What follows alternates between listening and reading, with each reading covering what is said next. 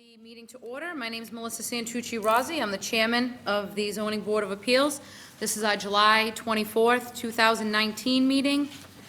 We have a relatively short agenda this evening. I'm not going to go over it in too much detail. I'm just going to point out for those that are here with us this evening and those that are watching from home, we will be discussing pending cases number 1 and pending cases number 5. All the other items on the agenda this evening will be continued to further dates based on the lack of a full board this evening, and also due to some continuances at the planning board. I would like to introduce who's here with us this evening. Down to my far right is Andrea Adams, one of our senior planners. To her left is Gideon Schreiber, another one of our senior planners. Michael Mena, our zoning enforcement agent. Louise Savetti, our zoning assistant.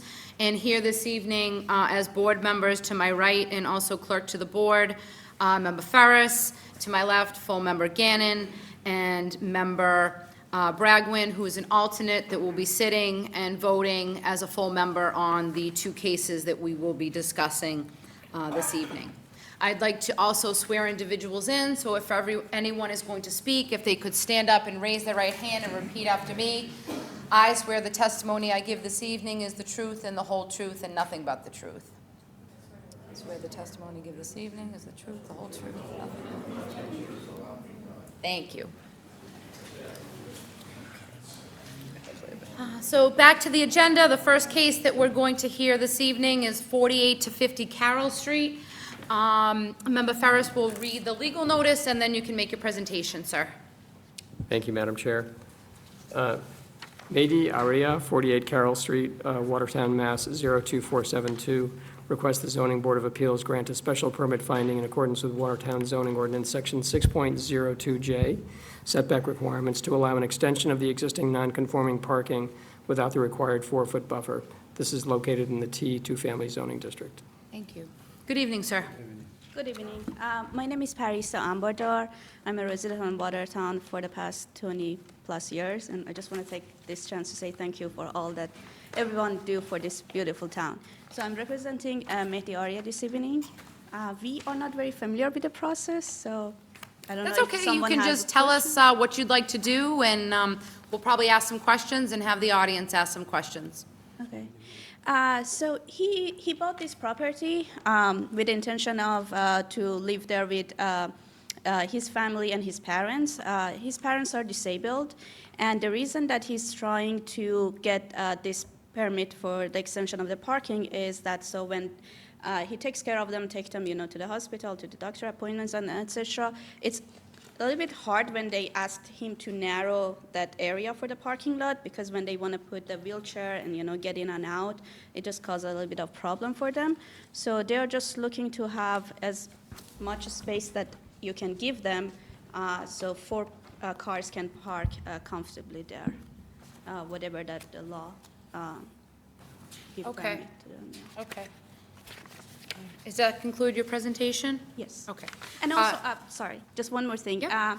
And the concern is also that their street is very narrow. So when they put their garbage disposal out, it's gonna, obstruct if they want to park also on the street. It makes very hard for, the other street. And it's very close to the school.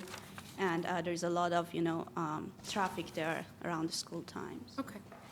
And just to, just for a point of information, so you had submitted a plot plan that showed a 36 by 27 area in the backyard.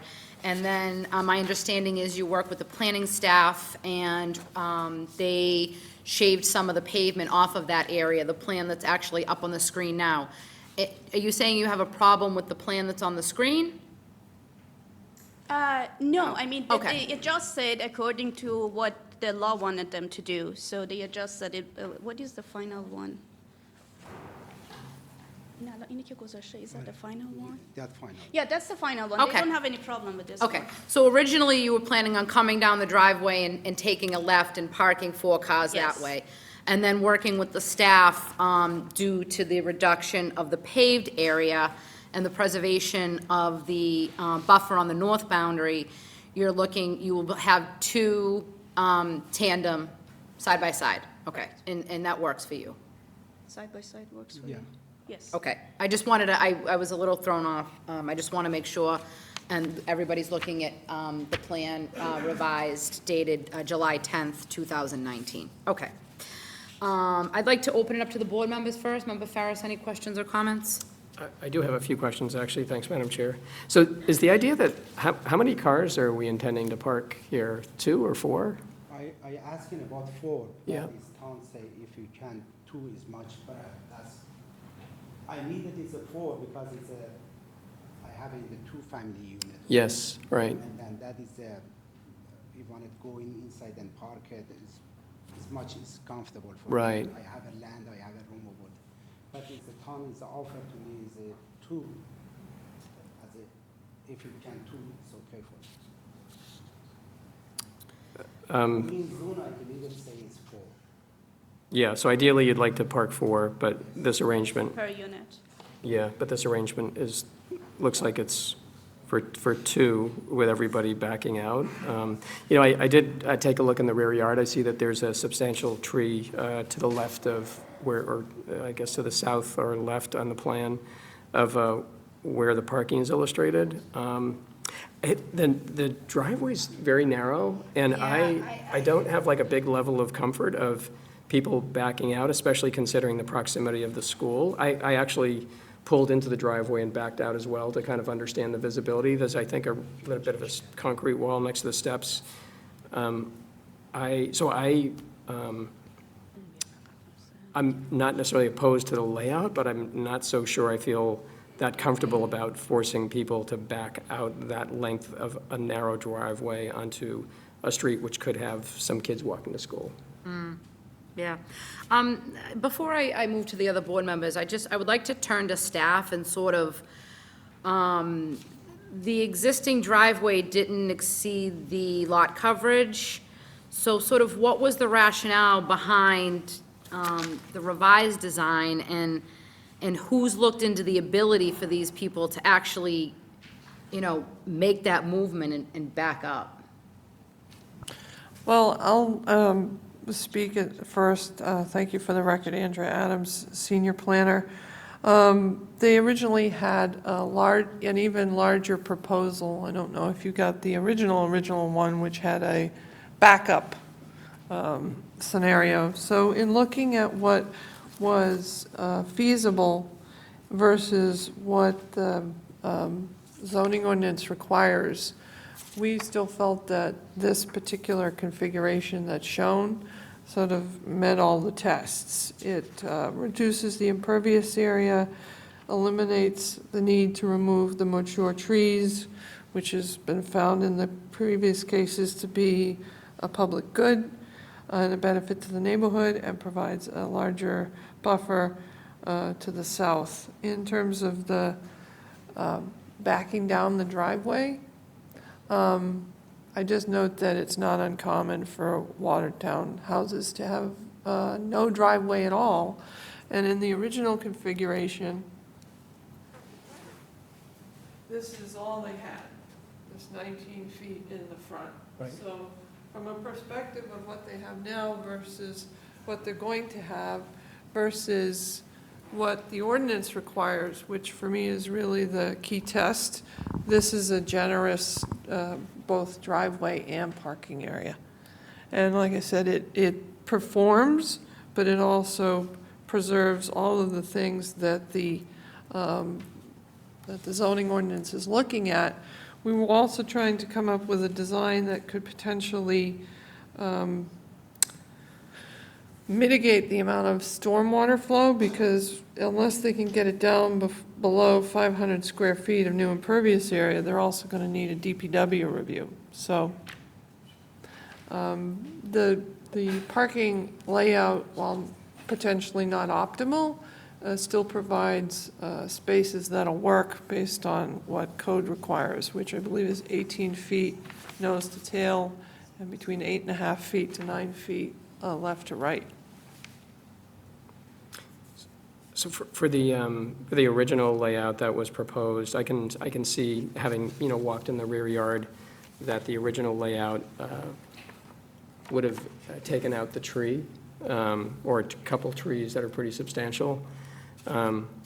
It seems that there could potentially be 2 parking spaces, maybe closer to the house, then space for the tree, and then 2 the other way that would allow backing out, et cetera. Yeah. I'm not sure that I'm really grasping the full potential of the, the amount of coverage, et cetera, but I'm more so reacting to, and I know it's a condition that occurs in many instances, but, 9.1 feet is pretty narrow for such a lengthy backup scenario, on one hand, but again, I just myself am a little concerned about the backing up onto it's a quiet street, but it seems easy that somebody would be walking on the sidewalk. So that's my hesitancy. Thanks, Madam Chair. Thank you very much, Member Ferris. Member Gannon? Thank you, Madam Chair. A question for staff. I see that the only permits located in the town records are the 1915 building permit for the original house. Was there just 1 parking space since 1915? So far as I can determine from the building cards, yeah. As I said, if you look on the plan behind me and one on the screen, there's a line that says 4.3 feet, and if you draw the line straight across, you sort of cut off the existing parking space. It's right at the toe of the proposed new driveway, that's it.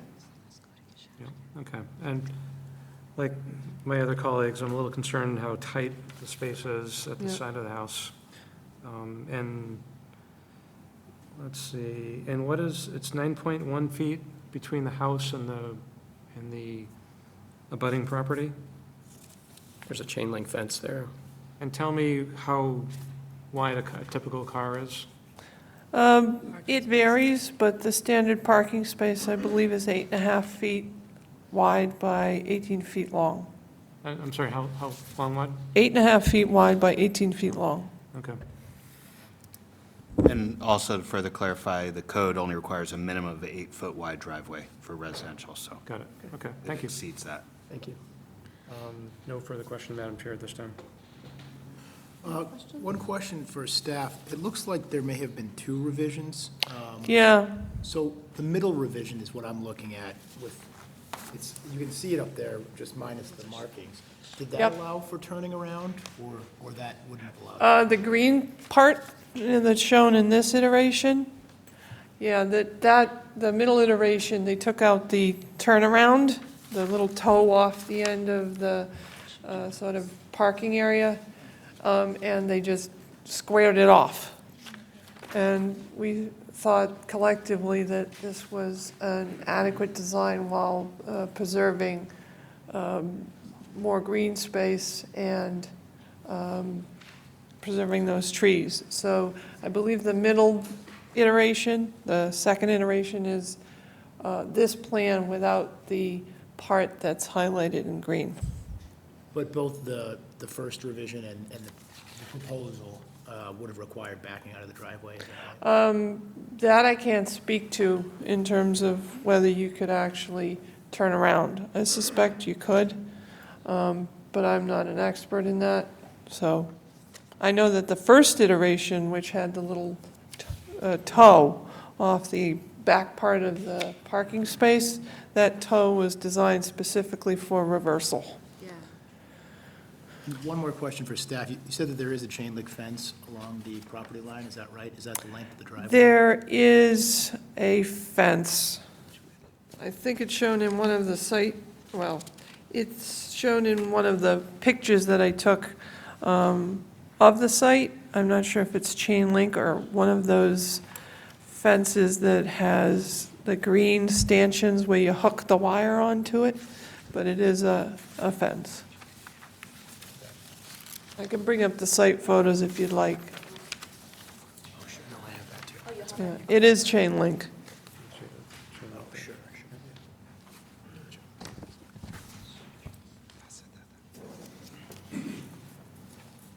No, I have. Good, okay. I'm looking at, again, there's quite a few iterations here. Looking at sort of the original proposal. and understanding that, that is quite a bit of extension of the non-conforming buffer, but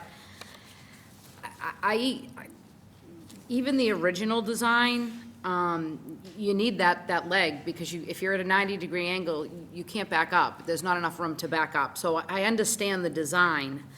The second iteration, if you were gonna pull in down the driveway and park, you can't back up. I see you're trying to meet the bylaw there, but that plan is concerning to me. And then the third revision with the green strip, I mean, that's just, I don't know really how you can maneuver. So it's a two-family. Are you on one floor and your parents are on the other floor? Okay, and how many vehicles currently do you have in the property? Right now, I have it 3. Okay. 2 I have it, 1 is my parents have it. Okay. And is the plan that you're going to occupy the structure, you'll occupy one unit and then they'll occupy the other one? Or is the goal to eventually have a rental unit as well? اگه مثلا تا پدر مادرم با هم زندگی میکنن Yes, که yes, after they move out, he's planning to. Okay, okay. I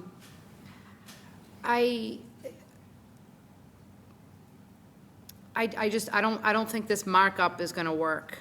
I have some of the same concerns that the board has, and understanding that a parking space is 8 feet wide and people drive, but the ability to turn around back there, especially in snow and things like that, I think is helpful.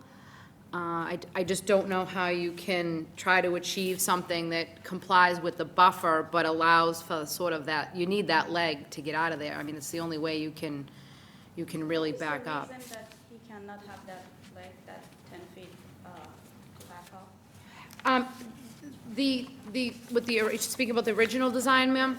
I mean, the buffer, the green space, they can have. So it, but that why do leg they have where to he get has it? it is all in that, 4 feet of that. He has 9 feet wide, 4 of that is the buffer.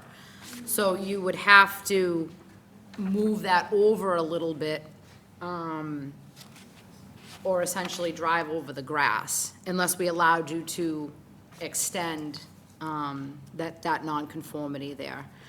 The other side, you're meeting it, and it looks like you had 36 feet of depth, which gives you a little bit of room if you're trying to, open car doors and get things out of vehicles and things like that. You need a little more room than a parking space, say at, a mall or something like that.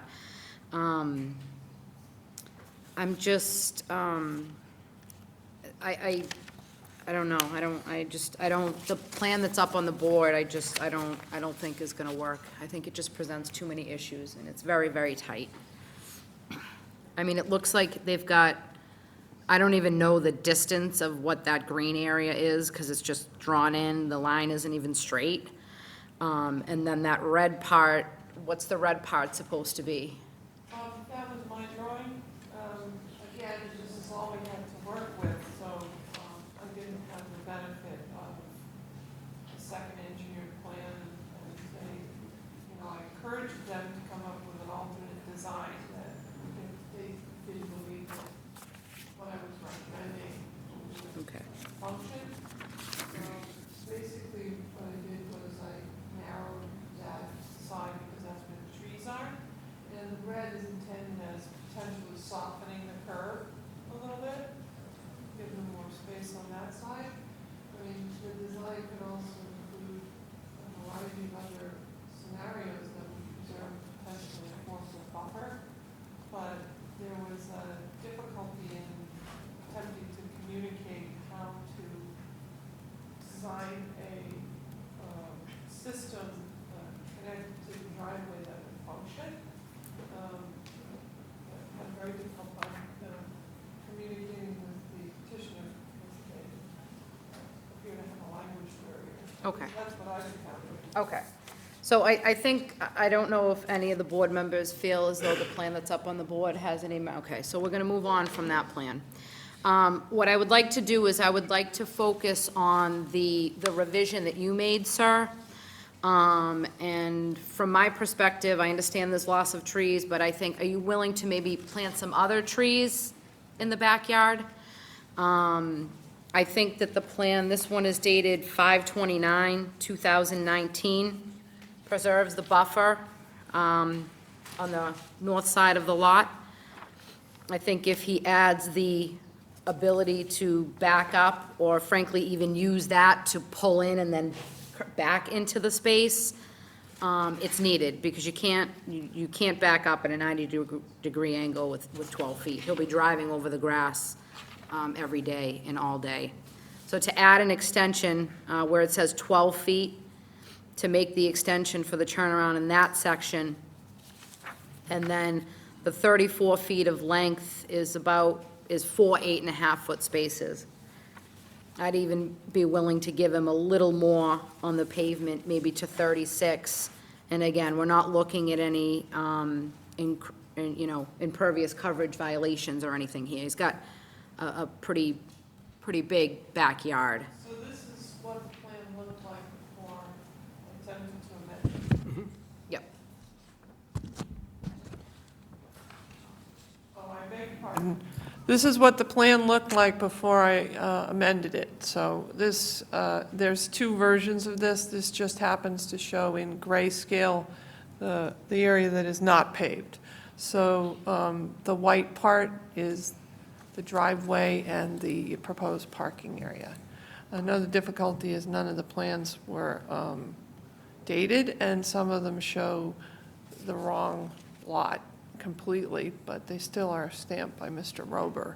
So anyway, so this was like iteration number 2. Yeah, so the one I have is dated. Does everyone have one dated Well, then 5/29? Two of them dated 5/29. Right, there's, I'm looking at the one with the shading. yep, Okay. this is that. Yeah. Okay. So I'd like to hear from my board members on what they think about what I had just explained. And I can, Madam, I'm in support of what you described. I also agree that if it were to be, but keep the buffer. yeah, I also agree that if it were to be 36 rather than 34, that increased width would give a little bit more, in a sense, wiggle room for someone to actually kind of try to back out. you Yeah, know, 'cause it's gonna versus- be a Yeah. Yeah. driving test, Yeah. turning exercise back there. There's, I mean, there's, as I said, I went into the yard, there's actually a good amount of, like, I'm not sure exactly how it got there, like crushed stone or large stone that's at the rear of the lot, but, so I would say that adding the tree landscaping would be beneficial in some way, but I agree with the revised outline that we're discussing. What's the stone in the backyard, sir? just شیب داشته یه دار ریختیم که ایون شه. They just filled it with some stone to make it even, because it was not an even land. I can explain, Madam Chair and Board. As part of the construction, the interior demo of the house, they were demoing the floor of the basement, and it was rubble from the floor of the basement that they put in the back. Staff has checked with the health department. The slab was clean. We also checked with Massachusetts EPA, and they had stated that you can reuse rubble from the site on that site, and it would not be a violation. Technically, it's supposed to be broken down into no more than 6-inch pieces, and those are much bigger. So, but that's where it came from, is from the basement. Okay. Sir, if you want to do some landscaping work in your yard, you might want to use fill and put some loam down and some seed. So the material that's described, I mean, are you going to put dirt on top of it? Why would you put something like that back there? But my house looks is that mountain is my yard is going low. I want to make it even and then make a tree and green area or some party area or something like that. Yeah, I don't know what the lots look like on either side of you, but I would recommend that you don't undertake that without some significant engineering assistance, because what I'm hearing described isn't how you would go about doing something like that. So I would probably remove that material, and/or break it up a lot finer and import some good clean fill, mix it up, Sure. and spread it out and do it correctly. Exactly. I'd like to show you, sir, what we sketched out.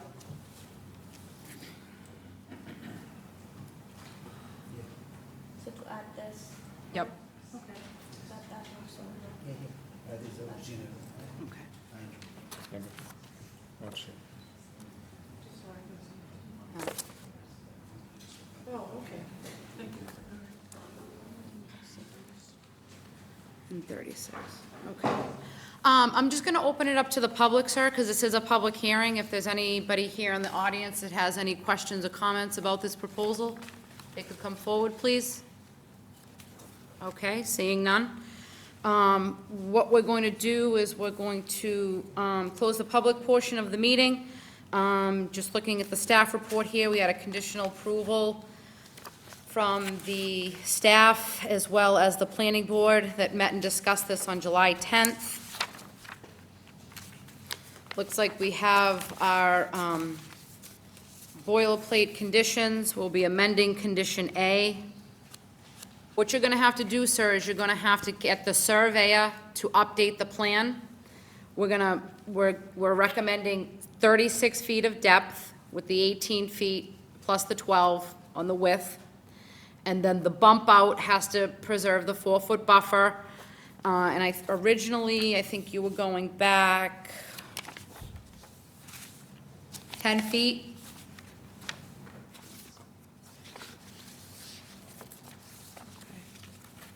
Is the board okay with him going back 10 feet? Could you explain 10 feet where? The So same. the depth of this, Yes.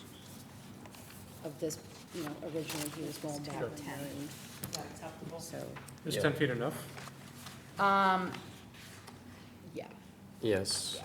Because in Because fact, they'll be like at an angle, sort of coming out of the space. Little Or if- jog to back Yeah, onto. if they come all the way down, then they can, that's what, they would probably end up doing that. That way they can just drive out. Yep. Okay. Any other questions from any of the board members? I guess, Madam Chair, any type of qualification for the landscaping that should be done? Yes, so I think for, the applicant's going to have to update the plot plan, as discussed. The backyard, the rock material needs to be, you know, processed into something that's acceptable to, you know, you can't have that kind of material with those kinds of voids and those kinds of sizes and whatnot. Sir, are you able to engage a landscaper? Yeah. Okay. Is he going to be able to prepare a plan that shows the vegetation that's going to be removed and the vegetation that you'll be adding? Yes, Okay, so we're gonna put that as a condition, that you're gonna have to submit that plan before you start the work on the driveway. Okay. Is that acceptable to the staff? Yes. And I would be looking for, like a 1 to 2, 1 tree comes down, 2 go up. Is that acceptable to you, sir? Okay. I'd also suggest, Madam Chair, some type of what appears to be like a continuous buffer along that strip, you know, where it's a... On this side? I'm this side? thinking more so on the left, because that's where the trees are on the Okay. left, yeah. Okay. So we're talking about focusing on this side over here, some plantings, and then maybe something in this area here. all right. Okay? All right. And clarification, Madam Chair, are we essentially allowing crushed stone to be the the makeup of the driveway, or? The driveway is going to be asphalt, correct? No, I must do this one. He's planning to make it asphalt. It's not currently. Is it, right now is a hardship. It's just soil and dirt. It's Yeah. not asphalt yet. Right, but that's your plan, Yes. is to make this all asphalt, okay, not stone, Okay. okay. No. Because it's unclear about where the crushed stone from the basement was located. I think it's a little bit It's further way at back. the, it's at the end of the lot. Yeah. You know, Yeah. And when you engage this landscaper, you should have him also look at that. We want to make sure that if you're going to alter the grades out there, that you're not impacting any of the abutting properties. You can't just raise your lot up and have everybody around you, below you. You'll need retaining walls, you'll need engineers, structural, all different kinds of things. So we'd like you to, if you're going to undertake those improvements, we'd like you to do them responsibly. Okay. And we could add that as a condition, that Yeah, so basically, the condition will be to engage the landscape architect. He's gonna come up with a planting plan, and then he's also going to, maybe show the areas on the plan that are gonna be graded, and do some notes on the material that will be used to grade that out, and that you'll loom and seed that once the grades, the revised grades are completed. Okay. And is it stated in the condition that the zoning enforcement officer would be reviewing the final plan before it's built? For the Which final plan? final plan for the raising of the elevation of the driveway? I mean, I think that's something that the staff would be looking at to make sure that there's no off-site impacts, drainage.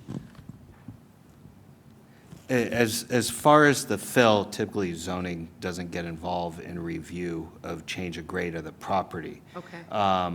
If there is, correct me if I'm wrong, but if there's significant change in the grade, Public Works typically looks at that. Okay. But given the concern of the rubble back there and the large pieces, if just fill was put in, it could settle in those That's what I areas. mean, yeah, it's not- it's not gonna work. Certainly, we will be, knowing this, we'll be working with the applicant and the property owner Okay. to ensure that those issues are being addressed, yes. Okay, They that's wouldn't great. want to have the project be built and then drainage goes into neighboring properties, so. Exactly, exactly. Okay, all right. Is what we discussed clear to the staff as far as the conditions? Okay. All right, are there any other comments from the board? None, Madam Chair? Okay, is there a motion? Madam Chair, I'll make a motion to approve the special permit finding for 48 Carroll Street with the stipulations we've noted. There's been a motion made for approval with the conditions as noted. Is there a second? Second. All those in favor say aye. Aye. Opposed? None.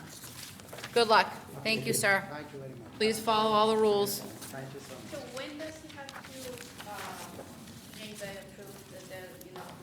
As soon as he can. I would get those things going immediately so the decision can get filed. So you need to supply those materials so the decision gets filed, and then you'll have your appeal period, and then you can get going on the work.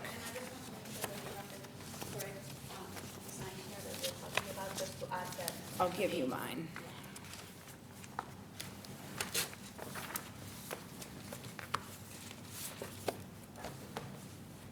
Creating a new control document. Thank you. You're drafting the control. Yeah.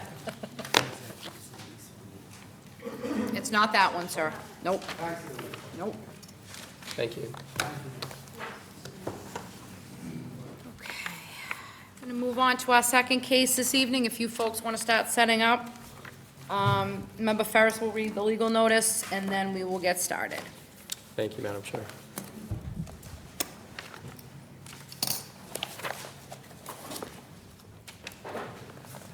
Martin Cafaso, 101 North Beacon Street, LLC, 60 Thoreau Street, number 262, Concord, Mass.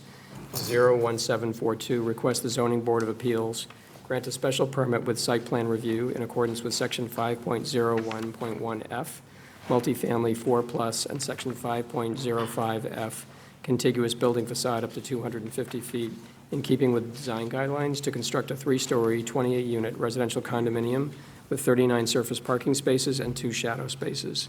This is located in the LB Limited Business Zoning District. Thank you. Good evening, Madam Chair, members of the board. William York. It is my pleasure to appear before you this evening on behalf of 101 North Beacon Street, LLC. Before let me first introduce the team, if I could. The owners and principals, Martin Cafaso and Vincent McNutt. In order of presentation this evening, D'Artagnan Brown and Cindy Lee, the project architects of Embark Associates, the traffic engineer Giles Ham of Vanessa Associates, Katia Pozzialo, I hope I got that right, Katia, with Verdant Landscape Architects, and the civil engineer Brad McKenzie from McKenzie Engineering.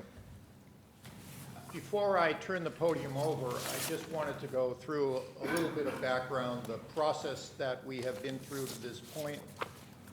Started with, and throughout the process, meetings with planning staff, numerous meetings with the Department of Public Works, the town engineer in regard to traffic analysis, stormwater, and other issues within their domain. Outreach to various town departments such as solar, fire, and other relevant departments within the town.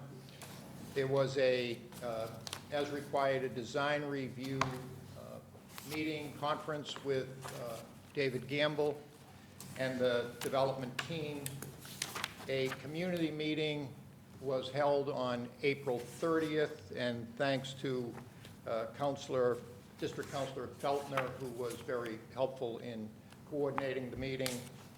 Following that was a Section 903 Developers Conference with the Site Plan Review Committee of the town. Following that, an additional neighborhood meeting was held in June to review revisions that had been made to the plan. There was also then a planning board meeting 2 weeks ago, and let me say it's a long journey, but it's been a worthwhile one, and I think in letting the plans evolve. Before I turn the podium over, I note several things, that the relief requested in this limited business zone is special permit site plan review. I also wanted to recognize planning staff for an extremely thorough staff report. David Gamble for his design review and his positive comments. DPW on its focused traffic and stormwater analysis, which I think is laid out before the board, and also the planning board for its detailed recommendation. Finally, I wanted to point out a few things. One is the plan itself is in keeping with and designed consistent with the comprehensive plan, the town's comprehensive plan, the town's strategic plan for economic development, as well as the design guidelines and obviously the town zoning ordinance. Let me turn the podium over to D'Artagnan Brown to give a review. Thank you. Thank you, Bill. Madam Chairman, members of the board, D'Artagnan Brown, architect with Embark. I think it's plugged in. Do we have to do? Put in the HDMI cable? Yep. Did you switch the screen over?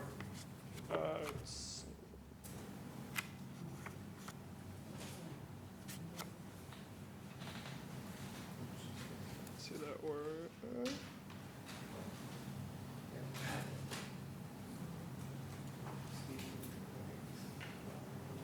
Yeah, it's showing it here. That's my coming up. I think someone else had an issue with that. Do you want to try this cable here? Bring your computer over here. Oh, sure. One moment for technical difficulties. Should work. See if it reaches that far.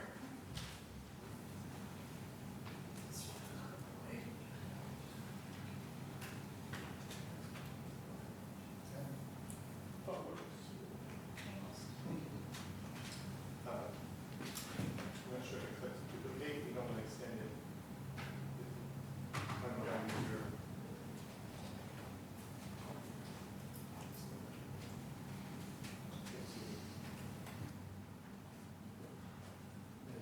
There she goes.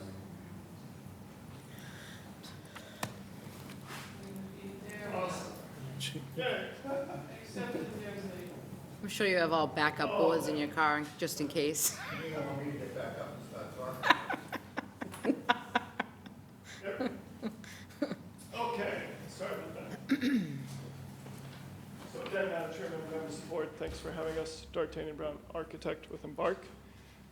So as Bill mentioned, we've outlined kind of a series of drawings that we're going to go through, hitting each of the disciplines, starting first with architecture. Actually, Cynthia, do you mind? Thank you. It's on.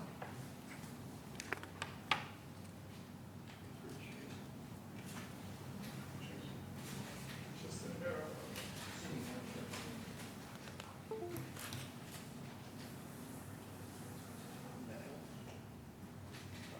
That's okay. We got all night.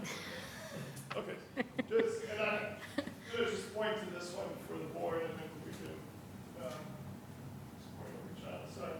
So the site kind of located right at this red dot here, 5 minutes from. You have to speak at the microphone. So the site located, in the red there, 5 minute, awesome. We'll get this right. So the site located, right in red here, about a 5-minute walk from Watertown Square. In periphery, we've shown just what a 10-minute and 15-minute stance out from there is. The Charles River due south with the Mass Pike off here. Zooming into the site, a very unique site. It's off of North Beacon Street. It actually, in our mind, kind of has 3 fronts off of North Beacon, Irving, and Ladd, with Irving kind of being this main thoroughfare down to the Charles River. So currently, some views of the site here, looking east down towards the site on the right, kind of dashed in red. The upper right view is the view looking west back towards the square, with the site located here on the left. This is off of North Irving, looking back up to Beacon, an older photo because there's the development that's built up on the other side of North Beacon. You can see the existing 2 to 1 story structure that would be demolished in the proposed project. And then lastly, in the bottom right, this is looking up Ladd Street with the abutting residential home and the site here as mentioned. So currently on the site, 97% of it is impervious. There's only 3% of what we're calling open space, which is that light green area. One thing you'll also note, there's a large majority of the site does not have curbing along the sidewalk. So part of our design, and I'll show you this in the upcoming slides, is really to improve that whole pedestrian experience along the sidewalk. One thing we've heard kind of with the existing use and the proposed is part of the design is really create this kind of pedestrian-friendly connection. There's a lot of residents that come from Watertown Square and walk past our site to get to their homes. So our design will bring back in, adding about 50% of linear coverage along the sidewalks beyond kind of improving the sidewalk itself. Off of North Beacon, we're proposing to close the existing driveway curb cut. Part of that is kind of this whole notion of removing it off the main streets, bringing it to the side streets, which we'll get into. Off of Ladd Street, there's a large section that does not have curbing now. There is a small driveway off to our butters on the left on Ladd. And then on the Irving Street, you can see this whole section is curbless. But again, this section of the building is a 2-story to a 1-story, and it goes down to as close as 20 foot 4 inches and 17 foot 3 inches to the back of our property, if you keep that in mind. The next slide shows our proposed hybrid landscape architecture plan. Key thing to note here is we're going from a 3% pervious up to almost 23% pervious, so our 97% impervious is dropping down to about 77%. The way we position the building, we'll get into the architecture in more detail, but coming off of North Beacon, for the first half of the building, we're paralleling along North Beacon, and then we do a heavy cant to open up on where the intersection of Irving and North Beacon is, to a nice kind of courtyard, pocket park. Our landscape architect, Katya, will get into details about bench seating and moments for the public to engage. But along North Beacon itself, we've really worked on enhancing that pedestrian experience.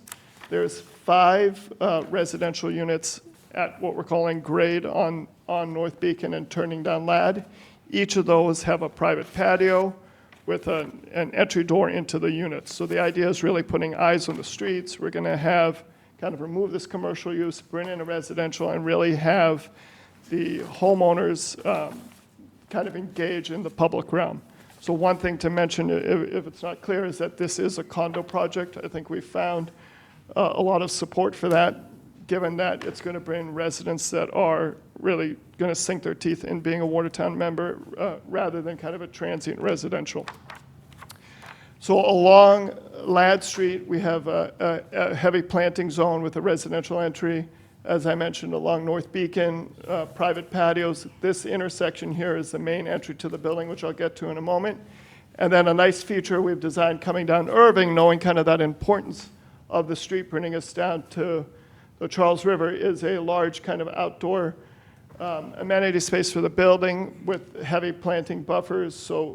So beyond both residents of the building and of the neighborhood kind of walking down that street with the new improved sidewalks, curbing, and landscape plantings should be quite a key difference to what we have today. I think on the next slide, what we wanted, and these are just kind of key points that we're going to reiterate as we go through the proposal, but again, understanding that this is a commercial corridor, so how our building kind of creates this continuous street wall, but breaks down the scale of the architecture is something we'll show you. Kind of the varying depths and changing in the cladding material, tones, colors, a lot of that's been informed through the neighborhood process, and also working with David Gamble in terms of kind of the level of detail and scale to the clapboard exposure siding, which I'll show you. The eyes on the street, I kind of mentioned kind of that ground floor activation beyond, yes. The graph you're showing now, where is that located in the materials? That actually was further in the packet, but I pulled it up at the last second just to be able to talk to it. So I think, Cindy, it's in the actual package. Sorry, this particular slide just been added. Just been added, sorry. Okay, and can you provide us copies with anything new you're going to provide tonight? And then throughout the building, 24 of the 28 units have outdoor balconies and a combination of either balconies or terraces. Which, beyond kind of having that outdoor open space, also is how we kind of will break down the scale of the building. And then with the kind of design of the parking, understanding that there's no front yard parking, we've actually put all of the parking behind the building. Half of it is below the building, and the other half is along the property line, set off anywhere from 20 foot to about 6'6". And then, as I mentioned, kind of working, and Giles will get into the traffic flow, but we're going to come off of Irving Street through a single curb entry.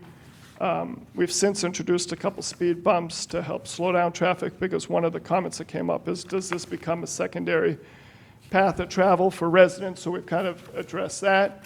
And then lastly, we're proposing a one-to-one on the bikes, plus 6 additional bike spaces for visitors on the entries of the building. So kind of a view from the corner of Irving and North Beacon. This is the residential entry as mentioned in here. One thing you'll note on the facade is kind of this large cant that happens about halfway in the building. And can you tell me which plan that is? So It's hard to find because you're this is, jumping around. sorry, so this is the only one other edit we made. It's in one of the last sheets, but I just made an extra copy up front so I can do some quick high-level points, but it's in the packet, sheet part of the 813. 13. A13? Okay. Yes. And all we did is just duplicate it because I thought it would be helpful to quickly show you the building before we get into the weeds of the floor plans. Maybe you could reference the material. We're shifting around. Yeah, with our sorry, I materials, so try to keep apologize up. about that. So residential entry here, these are the individual private entries into each of the units. We have this swath of about 17 feet wide of glass curtain wall that's going to break the 2 portions of the building. This section, as we get to Irving, is where we've canted the building to really open up this front area here with moments for sitting for the neighbors and the residents. This section here is where we pulled the building back over 20 feet for the side yard patio. And one thing you'll note is kind of the color tone and palette is what we've worked with David Gamble in terms of bringing a warmer tone to the building. We're looking at anywhere from a 4 to 6 to 12-inch exposure on siding. And then there are natural materials, which I'll get into, but also kind of the way we brought kind of the lattice and screening, working with the abutters on the rear in terms of privacy from our building to the unit. I think, next, please. So from an architectural, this should now all be in order for the rest of the slide show, just to relay. But if we go to A05, so this dark blue line here is the property line between our property and the abutters. Currently, between the edge of the property line to the building is about 20 foot 4 inches. The proposed building is going to be 56 feet, so we're increasing it about 36 feet from the existing condition, which we'll show in sections. So the new proposed structure is about 36 feet further away from the existing. This intersection, again, is where you come into the residential lobby, the outdoor patio, as I mentioned. Coming in off of Irving Street, we have 2 handicap spaces with direct access to the lobby. We have a series of what we call back-of-house for the building, so trash rooms, secured bike storage, bike racks, building utilities. We've screened all of the gas meters, so kind of details if you have questions I can get into. But the dashed line here is the building above with half of the spots being covered, which I'll show you in section. And then the other half being on the rear with, again, meeting the 5-foot setback. The closest it gets to is about 6'5", with the majority of it being 20-foot setback. We've gone through and located transformers again, coordinating with staff in town. And then these are the introductions of the speed bumps, both at entry and exit in terms of calming vehicular speed. I think we can go to the next one, actually. So this lighting plan is something we've worked closely with the abutters in terms of understanding our building relative to the dark sky compliance and relative to the residential neighbors on Ladd and Irving. On the previously proposed, on the what we're calling the rear, where we have the parking, we had a series of 6 14-foot tall light poles that came down. And the magenta was kind of the spill-off where we weren't adding any. So nothing was technically falling on the abutters. It was facing back to the building. But in the next slide, Cindy, we've now removed those, and we're going to building-mounted lighting on the back of that. And you can see how that's pulled back the extent of what we're calling light coming onto the site. So nothing impacting any of the abutters. It's all down lighting for the parking, meaning kind of the safety requirements for the residents of the building. But that was a shift that we did and working with the town to get rid of that. The next slide shows so in the upper left is where we used to have the 14-foot pole. You can see that's gone. Now we have kind of small building mounted lights that, again, meets the dark sky compliance. The rest of kind of the landscape lighting is a much shorter 36-inch bollard that's really for the landscaping. I think if we go to the next slide. So now kind of getting into the mix of the building. So out of the 28 units, 8 of them are 1-bedroom units with a 685 square foot average. Again, there's a range within that. And 20 of them are 2-bed units around 1,050. What we've done is they're kind of an even mix throughout the building. You can note kind of in the plans where we've worked with the articulation of the facade, creating the outdoor balcony spaces. And then on the roof plan, on this Irving Street side, you can see kind of the extent noted in green of what we're going to have for an outdoor common space for the building. There's no real inhabitable indoor space. It's purely elevator access for accessibility and the stair core, and then the rest is going to be planting and trellis.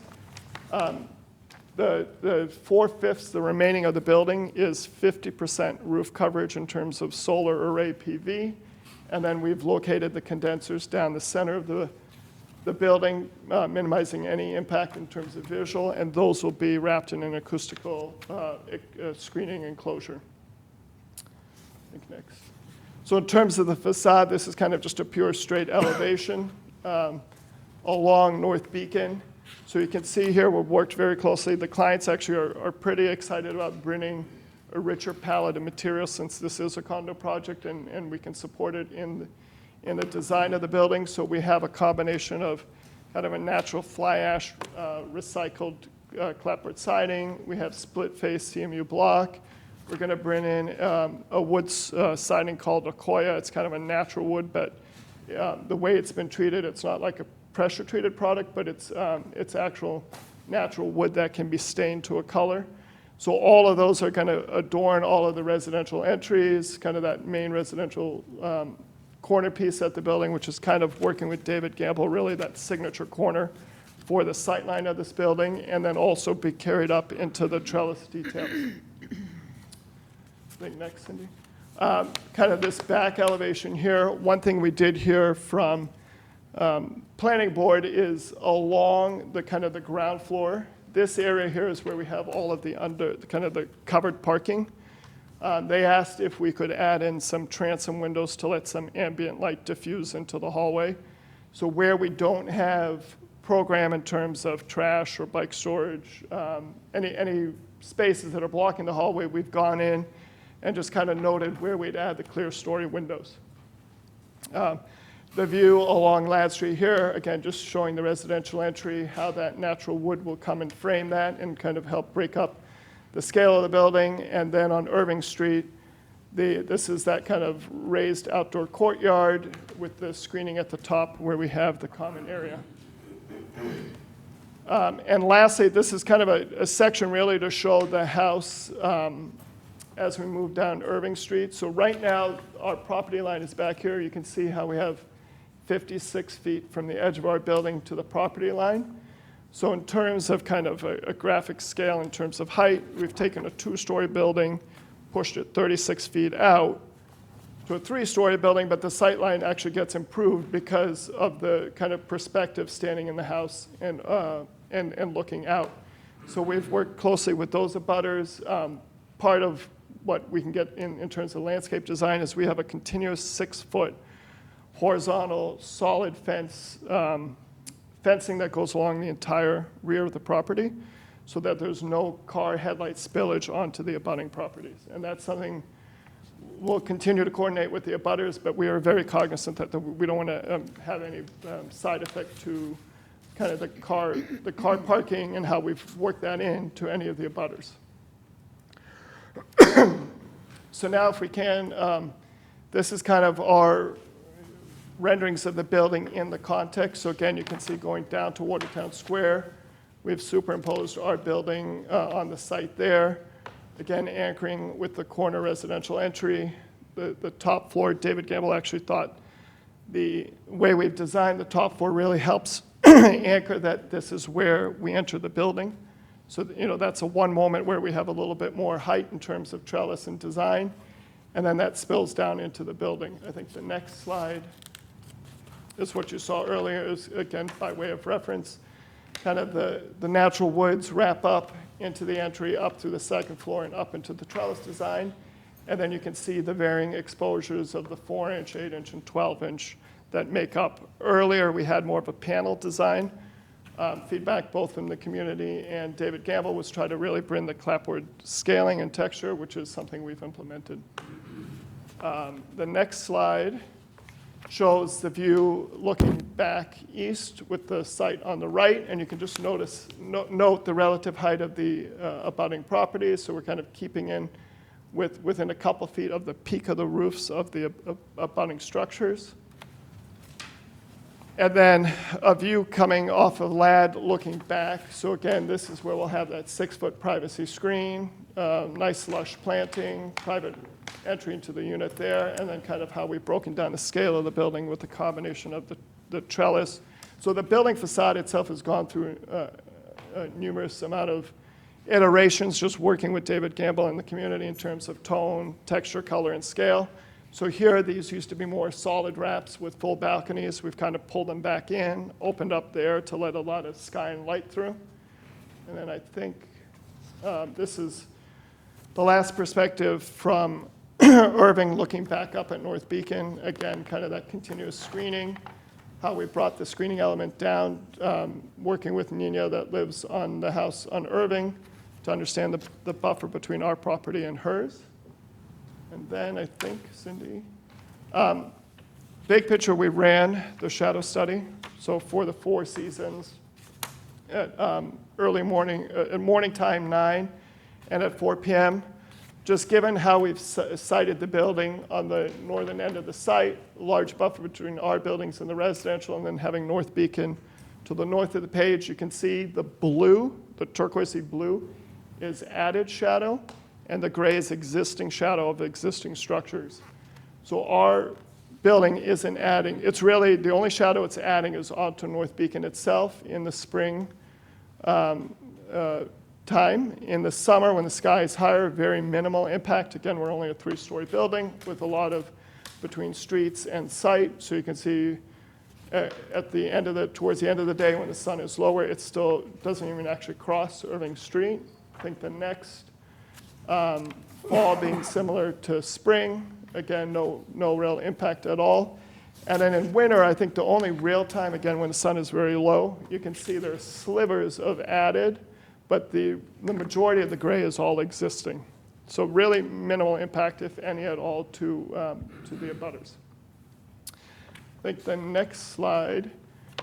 So instead of, in terms of a sustainable approach to the project, so what we've done, and again, it's early on, we kind of vet this through the next phases, but in terms of working with the clients on how we've used recycled materials, the bike parking, we're calling out for two electric vehicle charging stations in the garage, a light-colored roof, the solar array, and then also with the planting and Katya and her team kind of having that as a nice stormwater management, both internally, which our engineer will talk about, but having the landscape play into that. And then interior-wise, between how we spec for windows and siding, meeting the stretch energy code and Energy Star is stuff we are planning for this project. And then I think, we did recently have the Watertown Housing Partnership for the affordable units. We did work with them to come to a final breakout. So we have one one-bedroom unit and then 3 two-bedroom units that meet all of the minimum size guidelines for the affordable units. They are, I think you can see, but they're located in the unit 203, 105, 207, and 307. And I think that does it on my end. And I'm going to turn it over to Giles. Thank you.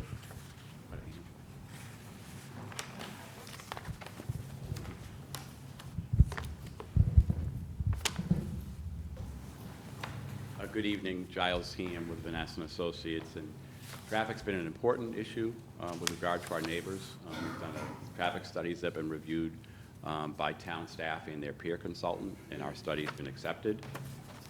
Just like to really review a couple items, traffic counts we've done in the area, traffic generation for the project, site access and egress, transportation demand management measures, as well as some planned signal timing changes in the area.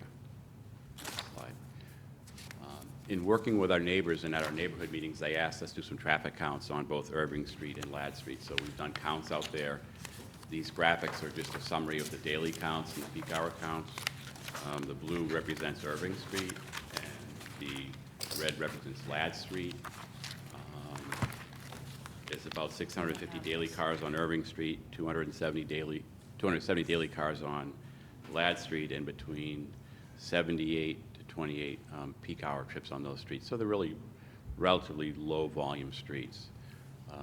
Put that in perspective, North Beacon Street has about 600 to 700 cars an hour during the peak hour on North Beacon Street. Next slide. With regard to traffic generation, the site previously occupied the AA rental building. I'm not sure when exactly that closed, but we did counts there last fall. In the morning time, that site generated 13 vehicle trips. We're only going to generate 10 vehicle trips, so we actually have less traffic in the morning than was previously out there. The rental building was closed at 4 in the afternoon, so they really don't generate any peak hour traffic. We're going to add 13 trips. So just not a lot of traffic, a relatively small amount of traffic, but there is a slight increase. Next slide. As was alluded, so they'll be entering traffic on Irving Street, and they'll be exiting traffic on Ladd Street. The entering traffic is 3 to 8 cars entering and 75 cars exiting. So it's just not a lot of traffic that's going to be added to this area. We are closing a curb cut on North Beacon Street, which is good for traffic and good for safety conditions in the area. As a result of comments at the zoning board, we did add speed bumps to both sides of the site, really to slow traffic down as it travels through the site or enters the site, but also to discourage cut-through traffic. There was concerns in terms of cut-through traffic to the site. In terms of transportation demand management measures, next slide, we'll be having bicycle spaces at 34 spaces for the site. We'll be upgrading sidewalks along the frontage, along Ladd, Irving, and North Beacon Street, so the sidewalks will be updated. There'll be a pocket park in the area, as well as a bicycle fix-it station along Irving Street. In addition, there's transit service to the area along Arsenal Street. Can I ask where that pocket park would be located? It's on the corner of North Beacon and Irving Street. Okay. And finally, the last plan here, so there are actually planned signal improvements at the intersection of Irving Street and North Beacon Street. There is some level of congestion there. The westbound right turn from North Beacon Street to Irving Street does back up, and we had our neighborhood meetings. We could see it there.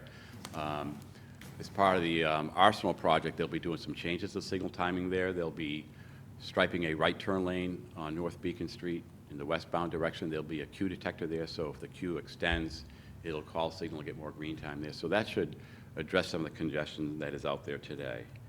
So overall, it's really a very relatively small project in terms of traffic increases, and this is a safe project as planned. So we're going to give the town an easement for some of the signal improvements that may happen in the future. They want an easement at the corner of North Beacon and Irving Street so that a signal mast arm pole could be placed at the corner there. So we've given the town that easement and kind of location, exact location to be determined. You say anything else? Thank you. Thank you, sir.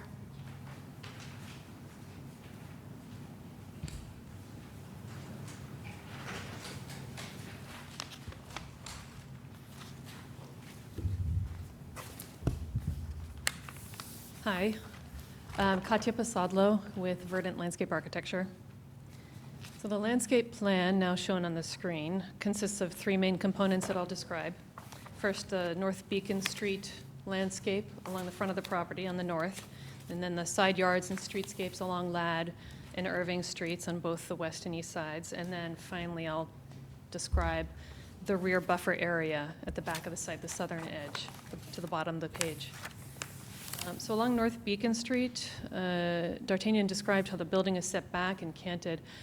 Because the building is set back nicely away from the property line, and because of that angle opening up the corner at North Beacon and Irving Street, we're able to create a really welcoming and green entry to the main lobby located in the northeast corner, as well as to all the entrances to the private units along the front of the building. At that northeast corner, we are including in the design a small seat wall area, a bike rack for visitor bike parking for 2 bikes, as well as a fix-it bike station, which will really activate that corner and help create like a little mini pocket park on your way down along North Beacon between other areas in the community. The private units that face North Beacon Street are going to have these front entries and front patios right along North Beacon, some steps down to the sidewalk because of the grade change between the first floor and the sidewalk. And because of all these added front door steps, we think that the sidewalks experience is going to be greatly improved and be made to feel safer because of the sort of eyes on the street condition of having all those front doors and some illumination from the windows at the front a little bit onto the sidewalks. So people walking along North Beacon Street apparently were feeling a little unsafe passing by this sort of vacant lot in the evenings. With these new front doors, there'll be a lot more eyes on the street. There's going to be several layers and levels of planting along the front here too. Up at the patio level, there'll be some small ornamental trees planted along with some shrubs. Down below the small retaining walls that wrap around the front patios, there'll be a layer or a planting of shrubs at the back of the sidewalk for people walking by to enjoy. As well, we'll be planting at least 4 additional street trees along North Beacon within a 2-foot wide lawn strip plant bed. So these various layers and levels of planting at different elevations as well as heights, et cetera. So the design along Ladd Street on the west and Irving on the right is also including a lot of additional plantings, which is going to greatly improve the public environment and the buffer the views into the site as well. Most importantly, those have been mentioned a couple of times, I think is going to be the addition and improvement of the concrete sidewalks, most specifically on Ladd and Irving, where right now it's just simply asphalt paving of the streets continuing into the property, so people can park right along where people should be able to walk and have some safe passage. So our plan, of course, includes providing new concrete sidewalks, granite curbs for safe separation between pedestrians and the vehicles. On the east side of the building along Irving Street, there's a shared residential gathering area that has a lush green planting around it, as well as a small retaining wall to help separate the space. Additional street tree plantings within a large plant bed at the back of the sidewalk. And on the west side along Ladd Street, there's a secondary residential entry from the Ladd Street sidewalk into the main corridor through the building. A couple more visitor bike parking spaces, as well as another private unit entry and small patio associated with it, similar to the ones on the north side of the building along North Beacon. The team and the owner have been working hard in meeting with the neighbors and the immediate abutters to address all of their concerns, which are mainly concentrated to the back of the site, the southern edge of the site. Originally, we had shown a one-way in from Ladd Street into the parking area and with a one-way exit out onto Irving Street, but people were concerned because of the traffic buildup on Irving already that would add to the problem. So we've reversed that circulation. The original plan showed a conforming parking space that was 5 feet away from that southern property line, but due to concerns of the abutter that was kind of close, we've removed that parking space, designated it as a green space, and called it, it's now designated as a shadow parking space, as recommended by the planning department, so that the actual first parking space is, in fact, only 7 feet away from the property line. Furthermore, the southern property line will have a 6-foot height solid board fence, which will fully block all car headlights from trespassing into the neighbors' yards. We're showing a very densely planted and layered buffer within this zone that ranges from that 7 feet I mentioned up to about 20 feet. A variety of shade, large shade trees with a big canopies, evergreen trees for year-round screening, as well as some shrubs and perennials throughout what is a stormwater detention or bioswale, which will collect water from the parking area, allow it to enter the stormwater area, irrigate these plantings through openings in the curbs, and help sustain those plantings. We're also be very careful to save the 2 existing and protect the 2 existing sycamore maple trees that are along the property line, especially during construction, to protect their root systems and tree trunks, as they provide some good buffer to the neighbor on the south. It's already mentioned, but I'll say it again, that there were originally some parking lot lights situated along the southern edge of the parking area, shining towards and illuminating the driveway area.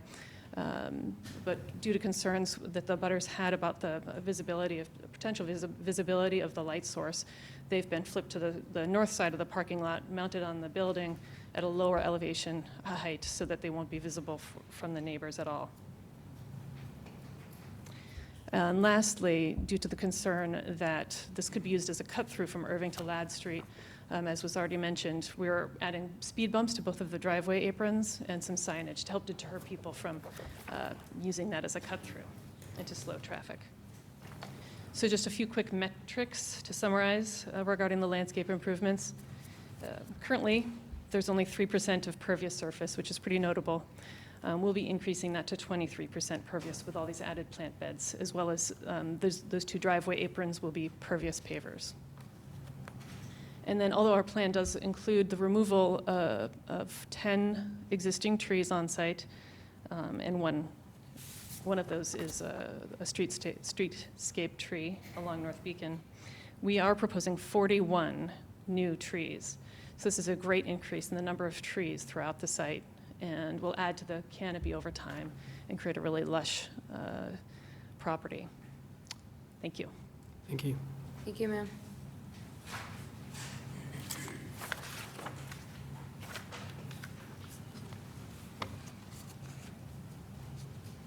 Thank you, Katia. For the record, Brad McKenzie, McKenzie Engineering Group.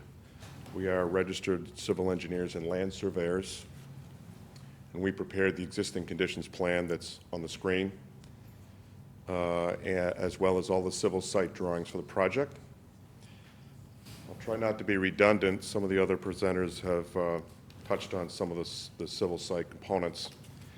The plan that's in front of you shows the existing site conditions, shows the existing commercial building, the parking lot, equipment storage areas. As D'Artagnan has highlighted, over 50% of the frontage on the site on the 3 streets, Irving, Ladd, and North Beacon, are devoid of one open curb cut. This proposal, as we get into the next few sheets, will result in consolidating those, eliminating the curb cut on North Beacon, and an extensive reconstruction of the sidewalks and curbing on the other 2 streets to minimize the curb cut. The area also, this existing site is 97% impervious, as the other presenters have mentioned. And what's important to note is that of the 97% impervious surface, I would say about 70% of that is paved parking area. And the stormwater runoff emanating from that paved parking area is essentially flows towards a few catch basins on site, which are in disrepair, with overflow connections to the municipal stormwater system. No renovation of that stormwater whatsoever, and as you know, that site is only, the outfall is only a few blocks to the Charles River, is only a few blocks away from the site. So from an environmental standpoint, the existing site conditions are not optimal. The borings that were conducted on the site by the geotechnical engineer indicate a fine to medium sand with groundwater at 9 or 10 feet, which is ideal for the infiltration of stormwater runoff. And the topography as it exists currently is it's extremely flat. It's probably a 2-foot variation throughout the site, elevation 22 to 24. Again, most of the paved parking area pitching towards the 2 catch basins that are on site. Next sheet, C1. This plan is our site layout materials plan. It shows all the proposed site features for the project, the building and other physical site improvements. As I mentioned previously, the curb cuts will be consolidated. No curb cut on North Beacon. A 20-foot curb cut entering off of Irving, and a 22-foot curb cut exiting on Ladd. An entire reconstruction of the existing sidewalks within the public way along the 3 street frontages, which involves removing and resetting curbing where feasible and supplementing that curbing, obviously, with new granite curbing. This sheet does show the zoning table, which demonstrates compliance with Section 5 of the zoning ordinance, all of the dimensional criteria. And the site will go from 97% impervious, I believe, to 70% impervious, which is a substantial improvement or upgrade in the open space, which in and of itself will result in a reduction in peak rates and volumes of stormwater runoff. The parking table is shown also on this sheet, to demonstrate compliance with Section 6 of the zoning ordinance. And as the other presenters have touched on, that there's 1 shadow parking space and 39 conventional spaces. 20-foot aisle for one-way traffic with 90-degree parking as required in Section 6 of the ordinance. The project does also involve, obviously, a full reconstruction of the handicap ramps at both intersections. And as Giles mentioned, we have met with DPW twice, and in those meetings, we did discuss the need to provide, or the applicant did agree to provide an easement in at the intersection of North Beacon and Irving for a future mast arm. The exact locations to be determined, but that has been discussed with the DPW. The next sheet, C2, please, is our grading plan and grading and drainage plan. And this plan illustrates the proposed grades and the drainage patterns on the site. And essentially, we have the parking lot drains away from the building towards the curb line. And there are 2 stormwater best management practices proposed for the project, which will result in reducing peak rates of runoff and volumes in the post-development condition. There's a rain garden or bioretention basin proposed in the eastern portion of the site, which will accept runoff from half of the parking area. And the other half of the parking area and the roof runoff will be directed towards a subsurface infiltration system consisting of 75 PE polyethylene chambers. As we mentioned, the design will fully comply with the DEP's stormwater management regulations as well as the Watertown Stormwater Ordinance, and will result in probably anywhere from 70 to 80, 90% reduction in peak rates and volumes of runoff being directed to the various public streets, and also a full renovation or treatment stream, which will result in 80% removal of total suspended solids being directed off-site and into the municipal system. So from an environmental standpoint, the site will be much improved. The next sheet, C3, is our utility plan. I won't get into detail on the details associated with the various utility connections. We've had a few meetings with DPW. The connections are generally proposed on this plan to be in conformance with the requirements of the DPW. All of the utilities will be abandoned in accordance with DPW requirements. All utility connections and all work within the public ways will be coordinated with DPW. The applicant will comply with DPW's policy of II 4-to-1 mitigation. That is, for every gallon of wastewater that is added to the municipal sanitary sewer system, they'll be required to remove 4 gallons elsewhere in Watertown.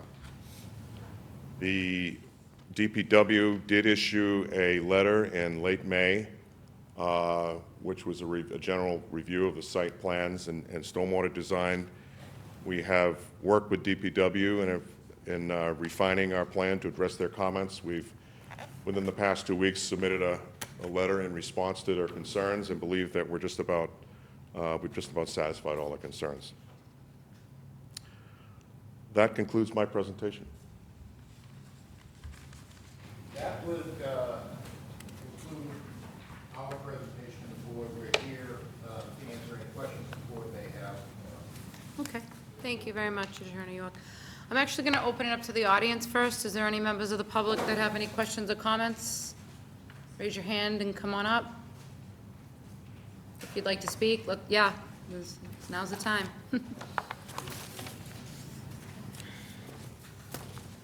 Hi, my name is Nancy K. Demick, and I live at 9 Irving Park. I can see the back of what was the rental center, which to many of us looked just like a big red barn. They were great neighbors, snow removal, lawnmowers.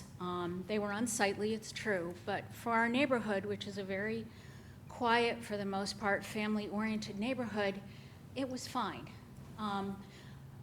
We all found out about the new development coming in, and there were a lot of concerns.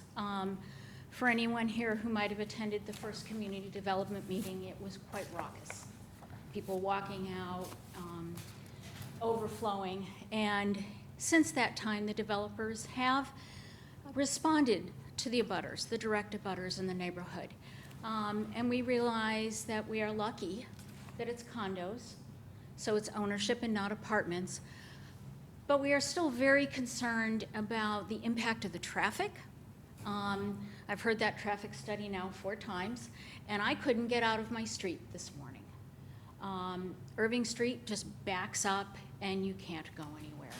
So maybe it's not that many cars, but even one more car really is enough, and Union Market is not at full capacity, and we all know the Motel 6 is probably going to be developed. So we love our neighborhood, and we're very passionate about it. I've been there 25 years. Carol's been there longer than I have. And we welcome the new development, or we're learning to welcome the new development, and they have tried to work with us. But there's a roof deck, and after 9 o'clock at night, our neighborhood is dead silent. Families, kids are in bed, people are walking their dogs, and who's going to monitor the roof deck and the noise out of the roof deck? I know it comes down to the condo association, but you know, are they really going to care about how that might impact our neighborhood? I don't have any specific abutter issues. A lot of the folks on LAD, and we're at the planning board committee meeting, are very concerned about the parking and visitor parking. There's not much on-street parking in many of the side streets there. And if people are visiting the residents, where are they going to park? So I think that we are concerned, and we do understand that developments are going to happen in Watertown, and we want to work with them. We're hoping to actually work with them to get speed tables or speed bumps actually on Irving and Ladd, because those streets are now cut-through streets. And there are tons of new families moving in, and cars are racing down the streets to cut through to get to Watertown Square or to get up to Athena.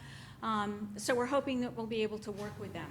So yeah, if you go down Irving, it hits Charles River Road, and a lot I of grew up people- in that neighborhood. Oh, so you know. Well, it's a little different than it used to be with traffic, but you know, we're trying to work with it. And you know, we look at the construction and working with the developers to keep the construction and the contractors from parking all over the neighborhood, and the noise and the drilling.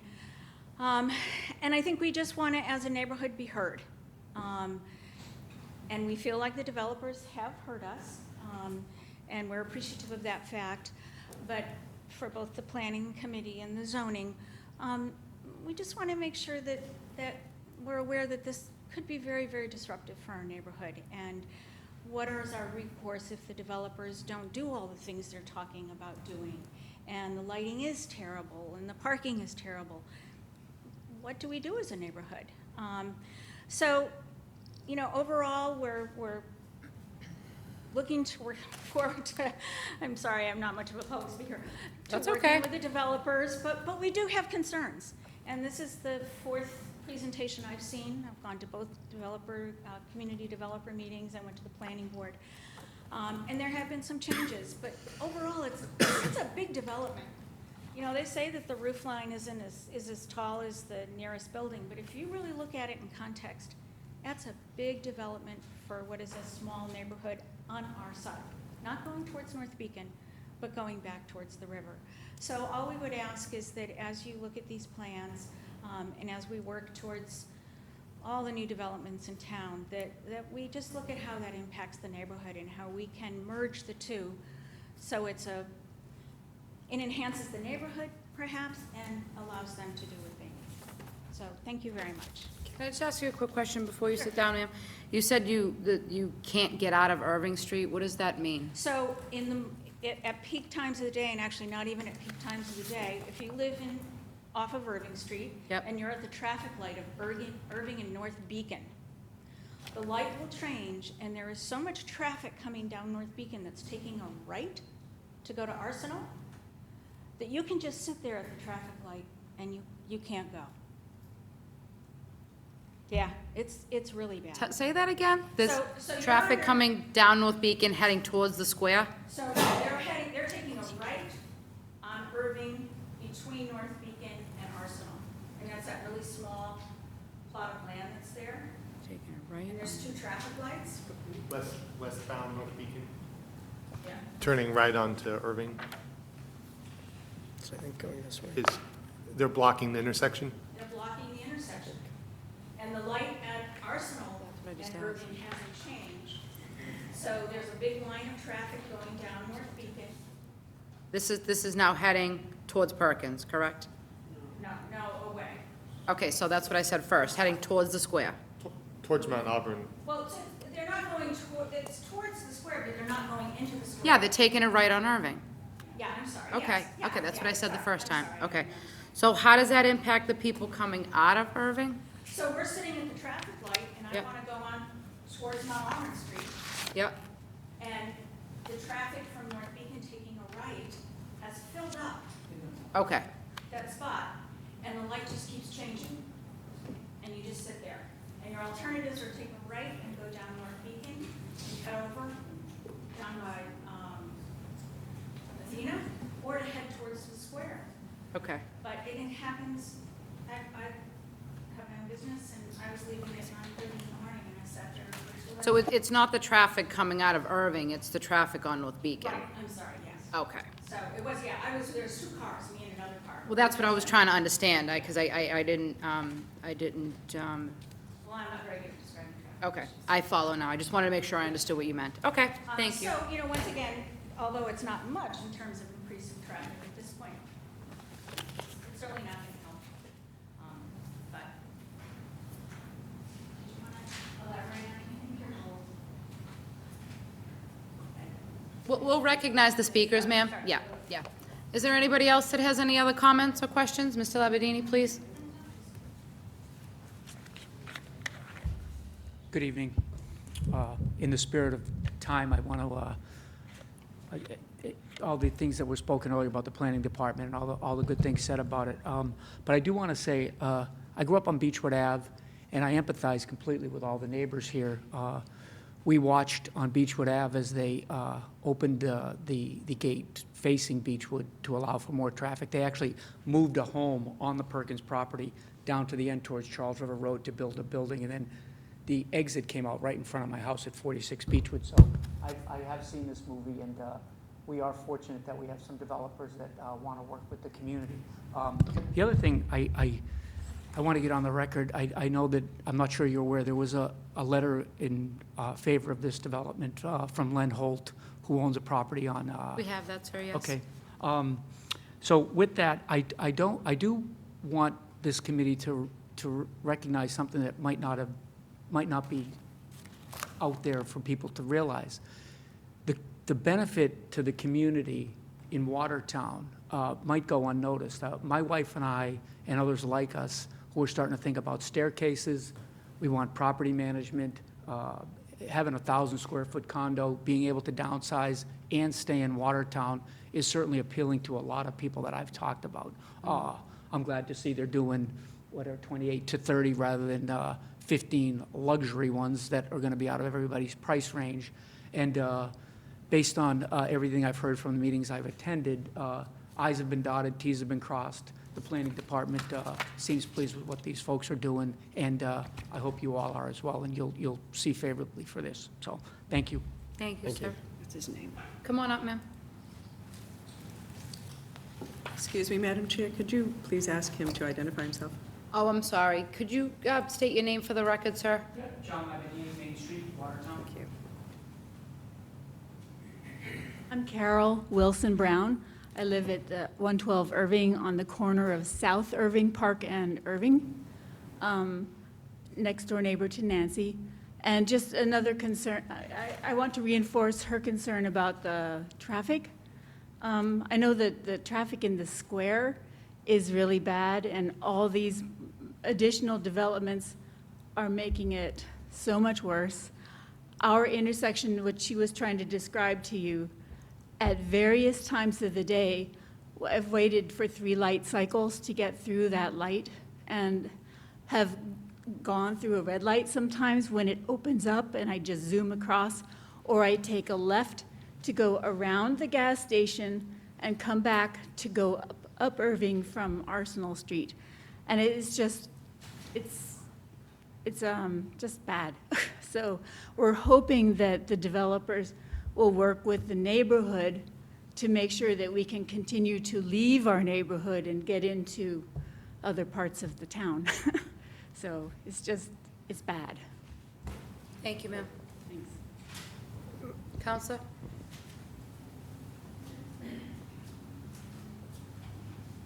Good evening. My name is Lisa Feltner. I'm District B counselor for this area.